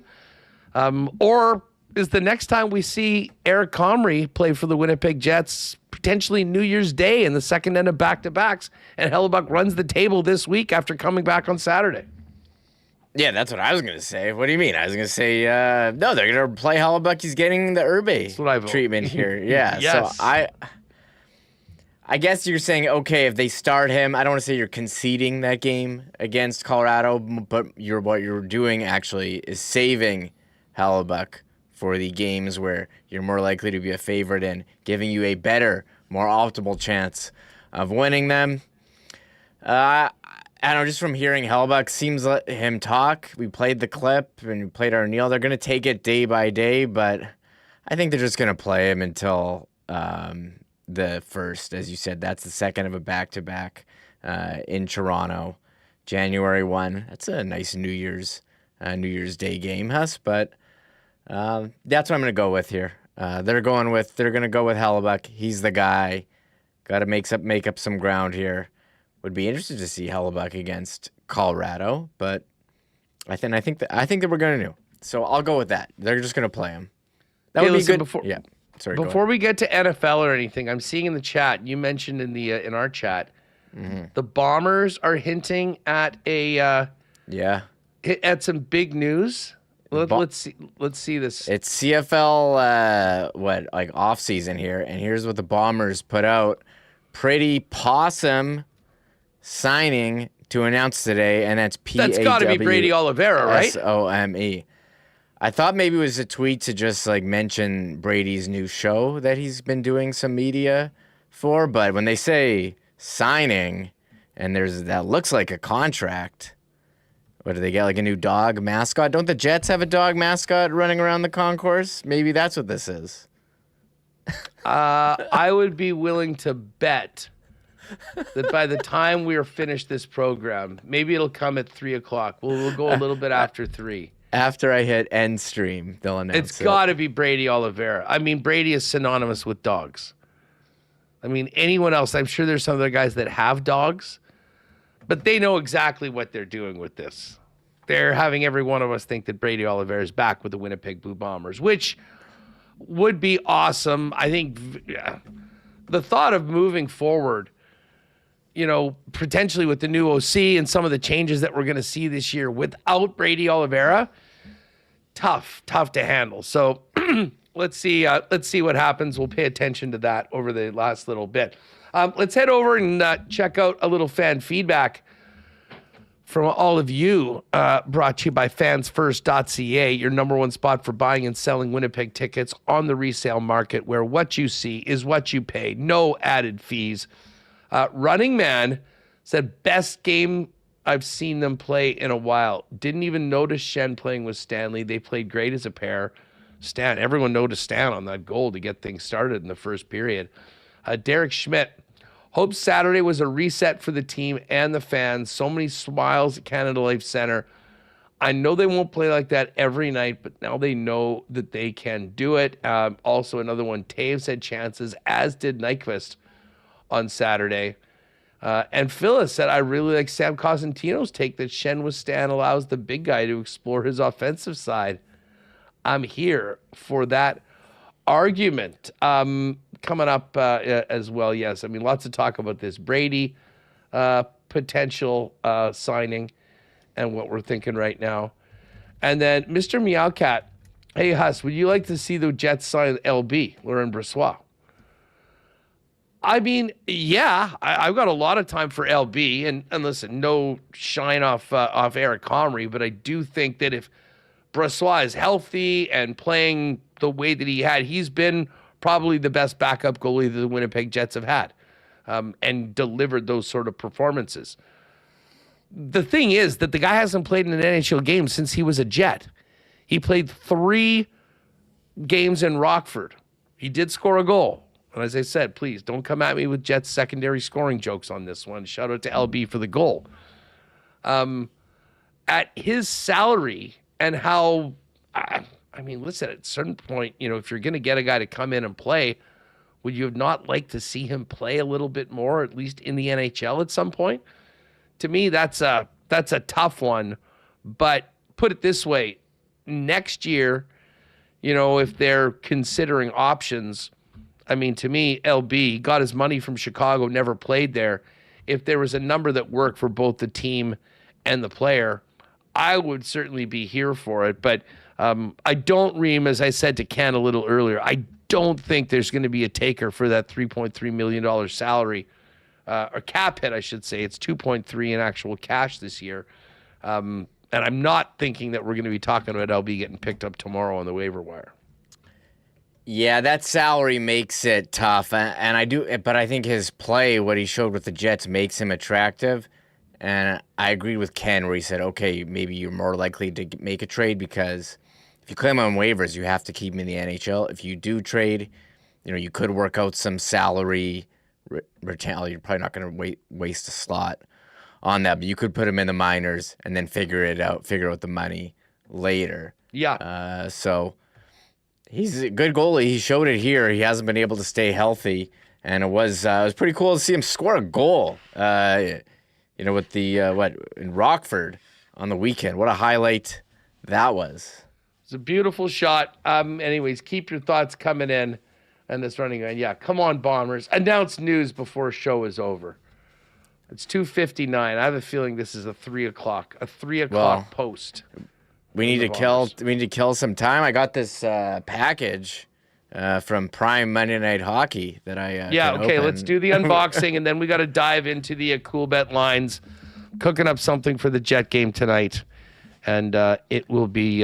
It's gonna be. It's gonna be juicy. But yes, we've got a delivery. Special delivery. WST HQ Prime Monday Night Hockey.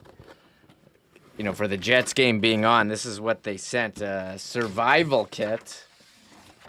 So I got everything I need to watch the game. I haven't even opened this, Huss. You want to see this thing? Yeah, let's see what they sent. Here, let's see what they sent. I got, let's see, this Prime box. We got the schedule, so I know when the games are on TV.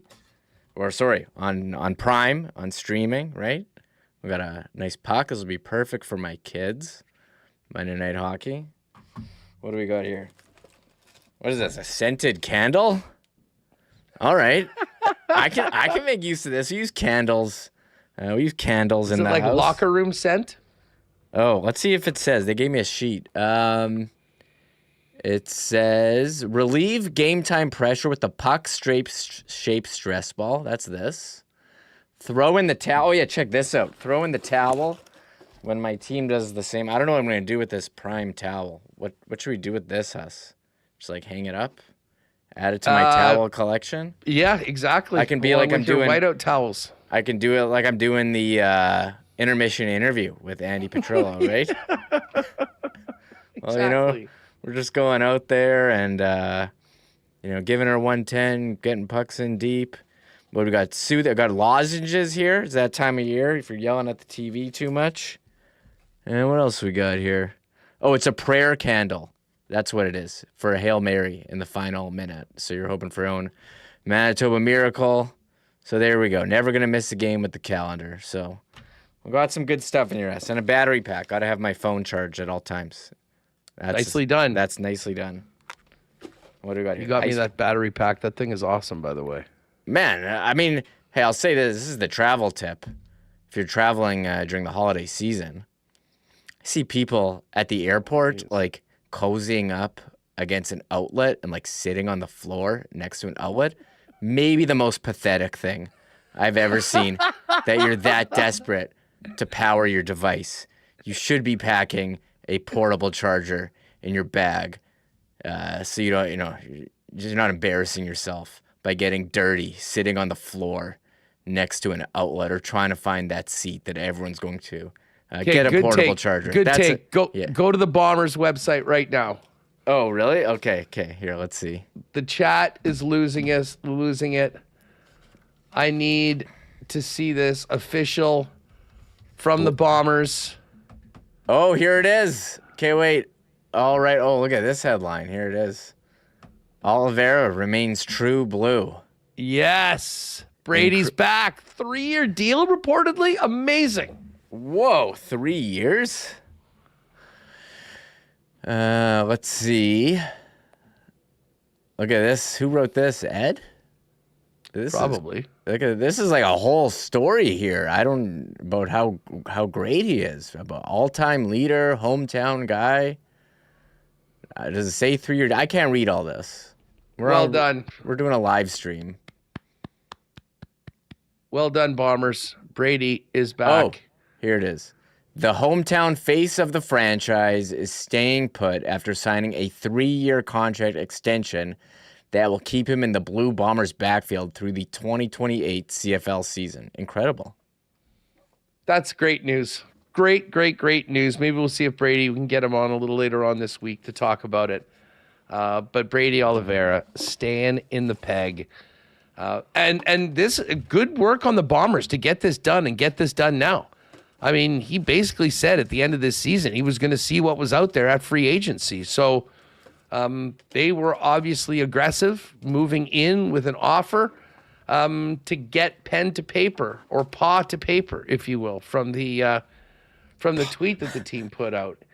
And now, so 3 years. This is awesome. We don't have the details right now on how much he's going to be making. I'm sure he'll be very well compensated, as he should be, as one of the dominant offensive players in the Canadian Football League, a former MOP, and as Ed mentioned in that piece, in a lot of ways, the hometown face of the franchise right now. So he can head out to Bali and rescue dogs for the next few months, and then come back with a focus on getting back to the big game and winning it this year after missing the Grey Cup for the first time in 5 seasons for the Winnipeg Jets.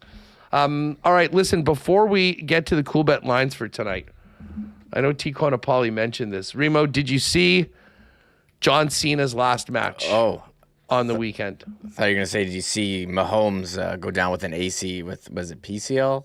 Sorry. ACL. People were asking in the Discord if you were okay. I was sad. How you were doing. Sad. A lot of concerned people for you, Huss. Yeah, I appreciate that. I mean, as I say, thank God the Jets won on Saturday, because that significantly improved my mood and my mental state going into Sunday, which was an absolute disaster. The final nail in the Chiefs' coffin this year, and an ACL tear for Patrick Mahomes, on top of going 0-5 in the fantasy playoffs this week and getting, I've never lost worse. I had a guy put up 198 points against me. 44 from Trevor Lawrence, 30 from James Cook, 27 from Puka Nacua. It was just a murderer's row, an absolute slaughter. And then even in the games that I was up, Jason Myers, the kicker for Seattle, comes through with 24 at the end of that game. Does it? Anyways, it was a miserable Sunday for me. Obviously, terrible season for the Chiefs. But much like Tom Brady's career, 3 Super Bowls in his first 8 years. Year 9, tore his ACL. His team missed the playoffs. Patrick Mahomes, 3 Super Bowls in his first 5 years, through Super Bowl wins, 5 appearances. And a torn ACL, and his team misses the playoffs in year 9. So hopefully year 10 and the back half of the career will mirror what Brady did. But the fact that I'm going to be seeing Minshew Mania now at Week 18 in Vegas in a completely insignificant game between the Chiefs and the Raiders. I forgot you're going. Yeah, and originally when I got that, because a friend of mine has Raider season tickets and said, listen, I'll give you the Chiefs game. Great, I'm in. And then I saw it was Week 18, and at the start of the year, I'm thinking oh, well, whatever, it'll be fun. Wouldn't be surprised if Mahomes or some of those guys don't play because it's Week 18 and they might be resting them for the playoffs. Never could have I imagined that the Chiefs would be eliminated from the playoffs in Week 18. And even worse, now Mahomes is hurt. So I'll still go. I'll still have fun at it. But it is a little disappointing. I mean, other highlights from the weekend. I was going to say, you're going to get Royal to hook you up with the Minshew Minshew Mania. They have Minshew jerseys in Royal Sports now. I'm sure they're flying off the shelves right now for disappointed Chiefs teams. But hey, I mean, if you're good, he's as good of a backup. Although that pick that he threw with the game on the line wasn't particularly good. But again, it just put us out of our misery as Chiefs fans this year. But what a run. What a crazy run by Mahomes. These pictures are so funny. I mean, this is a guy that lives in a van in the summer, just cruises around. He's a one-of-one Gardner Minshew, and I guess I'll have a chance to see him in person. But how about Phillip Rivers? I mean, Rivers coming off the couch and almost beating the Seahawks in Seattle as a 13.5-point underdog. Truly one of the highlights of yesterday. And that groupie kicked the 60-yarder in the last minute to put them up, and I thought, oh my God, Rivers is going to do this. And then the Seahawks were able to get into field goal range and blast a 54-yarder to get the win. But Rivers, I mean, obviously the Colts are in a real tough spot right now on the outside of the playoffs looking in. They're going to need to beat the Jags and Texans, I think, to get in, or at least win 2 of their next 3 games, including that head-to-head game against Houston. And then, of course, a big win for the Vikes last night. But the game of the week had to be that comeback of the Buffalo Bills against the New England Patriots. And Reem, I mean, I was on New England. I mean, I was on the wrong side of everything this week. Fantasy, bets, you name it. It was a disaster. And I'm sitting here going, wow, 21-0. Patriots putting the boots to the Buffalo Bills. And then it sort of seemed like Josh Allen really woke up. I think they scored touchdowns on 5 consecutive possessions. They ended up winning an absolutely crucial game. Now, New England still has the inside track on the division, but that was a real statement game by the Bills. And listen, now that Mahomes and the Chiefs, the boogeyman of Buffalo, are out of the playoffs, the Ravens, the other kind of, assumed real contender in the AFC, may not even be in the playoffs. Like, this has to be the Bills' year, right? I mean, completely unproven teams in Denver, although credit to Denver. I don't like to admit this. They looked awesome yesterday. Big game from Bo Nix. Very impressive win against Green Bay. I'm going to have them in the Chud Sports Power Poll this week after that game. Probably close to the top. But the fact that Mahomes and the Chiefs aren't there, this does seem like it has to be the Bills' year to at least get there, don't you think? Oh, man. I thought you were going to say this is like the Patriots' year to get back on top, to reclaim, even though they lost. But you'd have to think that they don't have the boogeyman of the Chiefs in there. The Ravens, as you said, haven't really performed. I mean, are you going to trust Trevor Lawrence and the Jags in the playoffs? Huss, this is the Bills' time. As you said, maybe they can get it together. Definitely will be interesting in the AFC. We haven't had the AFC Championship without the Chiefs. When was the last time they weren't in it? I saw stats. This is like the 7 straight years. This is the first time since 1998 we haven't had a playoffs without Tom Brady, Peyton Manning, or Patrick Mahomes. This is unprecedented stuff happening. So, no, Mahomes has never not been to the AFC Championship game as a starter. Yeah, that is that is just wild. Crazy. They went to 5 Super Bowls in 6 years, and really should have been there in 2019. They got completely jobbed in that game against the Patriots. Everyone knows that.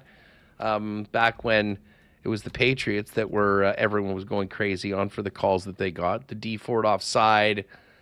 I mean, anyways, I'm going to get mad just thinking about it. But as far what is awesome about this year in the playoffs is that you have very unproven teams, specifically in the AFC. Denver on top at 12-3, New England at 11-3. Trevor Lawrence is probably the only quarterback that's won a playoff game. Obviously, Aaron Rodgers has as well. You've got Herbert. I guess Herbert does have one. And then you got the Bills and the Texans right now. But if it ended where it is right now, okay, New England would be a slight favorite over Houston. I bet the Bills would be favored on the road against Jacksonville, and I bet the Chargers would be favored on the road against the Steelers. So you're going to have some home dogs. And then, of course, the NFC, Bears smash the Browns, Packers lose to the Broncos, so they move all the way down to the 7th seed. And right now, the Rams looking great. They would get the bye. You would have Green Bay at Chicago. I bet Green Bay would be favored in that game. San Francisco at Philly. The way Philly's right now, I'm not sure that isn't around to pick them. And Seattle going to either the Bucks or Carolina as the NFC South winner. I think we'd see Seattle as a favorite. So it is as wide open as it has been in the Mahomes era right now. So bring on the playoffs. Actually a nice little segue over to the National Football League. And just going to quickly look at what the odds are right now before we get to this Monday nighter. So Super Bowl odds at Coolbet. Rams plus 350. Seahawks, the next team at plus 750. The Bills are 8-1. Broncos and Eagles 10-1. Packers 11-1. Patriots and Texans 13-1. Ravens and Jags and Niners 20-1. Chargers, Bears, Lions 25-1. Bucks 45, Pittsburgh 75, Carolina Panthers 250-1, and then still alive, Colts 500-1, Dallas 1,000-1. I get the Rams being the first. I think San Francisco is sort of being slept on. No, like if the Rams and the Seahawks are the top two teams on the board, the Niners are right there in the NFC West. Yeah, if they're healthy, they're going to have a good performance. And Brock Purdy at quarterback, solid went in. But I think health, they've had receivers in and out. Purdy, you had, Mac Jones in there for a bit. We had a bit of a scare with Christian McCaffrey on the injury report, Saturday with illness. Seemed fine yesterday. I agree. And Connor will probably be the first one to tell you, yes. Well, the 49ers, they are way down there at 20-1. Man, they're well coached. One of the better coached teams. I might grab a piece of the Niners. Now I'm a free agent. I said that I'm a playoff free agent for the first time in a long time. So I'm definitely going to need to get a bet in or two and have some teams to actually cheer for. And maybe it will be. I certainly think the value on the Niners is the best on the board right now at 20-1. This game tonight. Sorry, go ahead. I was gonna say we do have a super chat that we missed that I missed out on here. T. Will sent it earlier. Huss. He said, "I was pretty sure Huss was gonna have the hashtag Chiefs plague today. Sorry, Huss." So he's giving you props. Listen, I've showed up over. Well, the infamous last day ever at 1290 was me having to just take it for 3 hours after we got beat up by the Buccaneers in the Super Bowl. And Jake's in the chat. By the way, the Coolbet boys, it was friends off for yesterday. Pat's a Bills guy. Jake is a Pats guy. Jake is smart enough not to have been doing any touchdown dances at 21-0 like some Pats fans did online. But a heck of a game. And shout out to both of those guys. They had great picks this week. I did not. And I single-handedly sewered two beautiful parlays that we put together on WST winners. We'll be back at it on Friday, 10 a.m., right here on WST. But back to the lines here for tonight's game. It's the Dolphins and the Steelers in this Monday nighter. Pittsburgh, a 3-point favorite. The money line is Steelers minus 179. Miami plus 163. We were talking with Dusty earlier today about a couple bets we do like. I'm in on Devon Achane tonight. And the Achane rushing number is 80.5. If you want plus money, over 85. So 86 or more yards on the ground, plus 106. Pittsburgh's in the bottom 10 in rush defense as well. TJ Watt also out. So he's looking good. If you want to combine rushing and receiving number, 109.5 is at minus 115. 114.5 over it is minus 103. And to get to combined 120 plus 116. The other one that Dusty made a pretty good case for, Kenneth Gainwell, receptions. Over 3.5 at -132. Apparently, Jaylen Warren woke up ill, and he's questionable. I hope this is not just because I've cursed guys so badly through fantasy. I think 2 of the teams that are getting smoked tonight have Jaylen Warren on them. So it's not going to affect me one way or the other. It's not like I'm 2 points behind. But I hope that everything going on with me and these bad picks and everything did not just straight up curse Jaylen Warren. His total for catches is over 2.5 at +113. But we'll see that. Anyways, Gainwell's been going over that number with Warren in. I think that chances of him even more go up to hit that over 3.5 with certainly Warren not 100%. But you got a full range of things. The other thing, shout out to Pat. It's been a minute since I haven't been as loyal to the field goal prop. We're going over 3.5 field goals tonight, people, without a doubt. So we'll get the bets in for the football game tonight. But let's get over to the NHL. And by the way, of course, we got the next poker tourney a week today. And the top 4 will split the prize money and get a ticket to our final for Costa Rica. I had a whole bunch of people pop up at the game, say, hey, I heard about the poker tourney, what you're doing, all that. So I think there's going to be some more folks trying to get one of those elusive tickets into the final on January 12th. And then our winner will join myself and Hammer on the way to Costa Rica for the Costa Rica Poker Festival.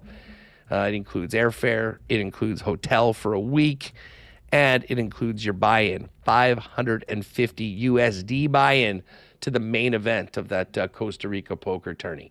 So mark it down, 8 p.m. next Monday, December 22nd, and the other date, Wednesday, January 7th, your last chance qualifier.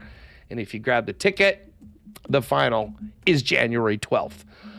Okay, we've got 5 games in the NHL tonight. The Ducks are at the Rangers. You hear Zibanejad bench tonight? Late?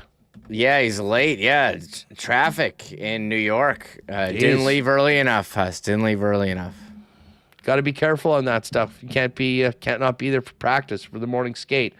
So yeah, Mike Sullivan, no, don't take any Zibanejad props tonight. He's not playing. The Rangers -118 favorites at home. Ducks even money. Battle of Florida. Ooh, we didn't get the fireworks we were maybe expecting the last game. I wonder if that might happen today as the Panthers and the Lightning. And this goes back years, but of course there was all that chaos in the preseason between these two teams. This game in Tampa. Tampa will have the last change. John Cooper loves that. -123 for the Lightning, +105 for the Panthers. Kings and Stars in Dallas tonight. Dallas -133, Kings +113. And the Preds and Blues in St. Louis. Nashville whooped the Blues 7-2 in Music City last week. The Blues a slight favorite, basically a pick, a -111 for St. Louis, -105. But here's the Jets game. And I got to say, I think a pretty nice number on the Jets at -130. Considering the way they looked on Saturday and the fact that Connor Hellebuyck, the ultimate difference maker, is back in. Total for the game is 5.5. I saw Phyllis in the chat said she has popped one in at Cool Bet for the over.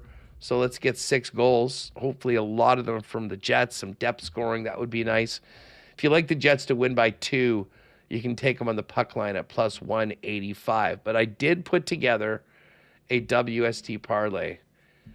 And this is a big one, a juicy number. This is a big swing today, Reem. Jets to win, Kyle Connor to score, Lowry and Barron both to get a point. 21-1. That's the biggest number we've had ever on one of these. And look, Lowry and Barron are playing together. Barron's been good as of late. Lowry had the 2 assists. Let's see that line get a point, and then let's see Kyle Connor get one, and the Jets to win, and plus 21-1. So I will be on that. You're more than welcome to ride with me over in the exclusives tab on the left side at CoolBet. Click on Winnipeg Sports Talk Parlay, and as I say, that's a heck of a number. All right, Remo, we didn't really get to John Cena. Okay, well, I was going to say we have the Brady contract value. Do you want to hear that from Justin Dunk? Yeah, please do. Justin Dunk saying, before we get to John Cena, $290,000 in 2026, $300,000 in 2027, and 2028. He was already the CFL's highest paid running back, earning $240K in 2025, and getting a bit of a bump here for the next 3 seasons. Brady Oliveira. Awesome news for the Bombers. People coming in here in chat house, very excited that he's going to be in the blue and gold. And well, I think there's some more off-season news to come. We're thinking here. I mean, pretty much every guy's a free agent usually, but that's a big one. That's a big domino to fall here. And what are we still waiting on the OC? I think that's a big question. OC for sure, but I mean, listen, Brady is back for 3 years. Schnitzy is fired up in the chat as well. And I know many of you fired up for it as well. So Brady's back for 3 years. John Cena's done.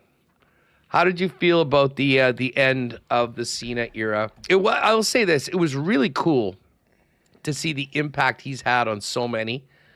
The tributes from like non-wrestling people to John Cena on the weekend were really, really great to see. He got Gunter over in the final one, tapping out. The guy that never gives up had to give up in the final match. I didn't particularly like that. I would have loved to have maybe had him carried out or something like that. But, man, what a run for a guy that many feel is the GOAT of professional wrestling. And a guy that, the coolest thing about Cena was he understood his role as, for a long time, the face of the company, but also what he meant to so many people. I mean, he is the record holder for most Make-A-Wishes granted ever in the history of the Make-A-Wish Foundation. And listen, he's just a guy that I think is really easy to cheer for. I mean, wishing him nothing but success as he moves on post-pro wrestling. And what a run for Cena. 17 times the most decorated WWE champion ever. Incredible. I was surprised actually that was streaming on YouTube here for Saturday night's main event in Canada. And yeah, John Cena, total legend. I don't really like how they made him heel and went back on it, but I think was dumb. It was kind of a waste and it was dumb. And if this really is the end, we've seen guys call it quits and come back. But I think this is end as a regular guy, maybe like one-off appearance for like Clash or from like Saudi event where they bring everyone back. But I mean, I guess you said his last match, like he said he can't do it anymore at the level that people expect of him. And like, unlike a lot of people that just wrestle as long as they can because they don't have anything else going on. Yeah, he's busy. Cena's got a lot going on, and it takes so much to prepare to be in that ring that it does kind of feel like it's the end. But I do agree, it wouldn't be the first time someone had a last match in professional wrestling and then apparently came back at some point later on. No, as you said, what a legend, John Cena, and he does have a lot going on outside the squared circle. So a lot of praise for him, superstar. With the most wishes granted, you mentioned, went through it all, Huss. So it was nicely done. I think, didn't you and Pat predict that on his Thursday appearance? Yes. You guys called it. Yeah, we did. That's what I thought of when I saw that he tapped out. I'm like, didn't Hustler and Pat mention this on Thursday? All sorts of great wrestling insight when Pat's on the program. And, of course, on WST Winners. T-Will, let's go Cena. Cena sucks. I mean, no one was more polarizing, but an incredible run. I was always a Cena guy, even when it wasn't cool to be Cena, to be a fan of his. And listen, the impact he had on young kids and young fans was truly legendary. So what a run he's done, and now we'll see when he does something else involved with the WWE. Maybe he'll be like a guest host or something like that at WrestleMania or something like that. But that was the final match last night or on Saturday night. And dude, I don't know if you saw like what the ticket prices were for it. But like on secondary markets, the get-in price, like in the 400 level of the Capitals Arena, we're going for like $900 US, and like low down seats like in the $2,000 and $3,000. So he was box office, man. But yes, no more. You can't see me. John Cena is done. Yeah, well, Triple H did post that it was the highest grossing event ever at Capital One Arena. So that's just another way of saying that people paid the most money ever to go. So way to go. Congratulations, way to go, Triple H. Yes. Yeah. Way to go. Yeah, way to go. We should get out there. We got to get this podcast up because there is a 6:30 puck drop tonight for your Winnipeg Jets and the Ottawa Senators. Tomorrow we will break it all down for you and check out this final road trip before the team breaks for the holidays. St. Louis, Colorado, and Utah beginning on Wednesday. Some talks in the chat. Don't forget BP Keniston on Wednesday night. Come join us. Holiday watch party. You are all invited. We'll crush some beers. We'll have some great pizza, some wings, and get festive with all of our friends from the chat. So hopefully we'll see you there on Wednesday night. Thanks again to Alex Adams, John Forslund, Ken Wiebe, who joined us today, and a very lively chat throughout the day. Vibes a lot better after that win for the Jets on Saturday. Let's double down on it and hopefully do this again tomorrow in a similar headspace. That's going to do it for us. Thanks to all the sponsors that make Winnipeg Sports Talk happen each and every day. And, of course, thanks to all of you for being a part of today's show. Enjoy tonight's game on Prime, 6:30. And we'll be back with you tomorrow, 1 p.m., live on Winnipeg Sports Talk. And don't forget, late night or in the morning, Connor Rapchak will have the post-game report as well up on all of the Winnipeg Sports Talk channels. For Michael Remis, I'm Andrew Paterson. Have a great night. We'll see you tomorrow on WST. Oh, my God! Oh! Shut it down! Let's go home! Thanks for tuning in to Winnipeg Sports Talk Daily. Make sure to subscribe on YouTube and your favorite podcast feed at winnipegsportstalk.com.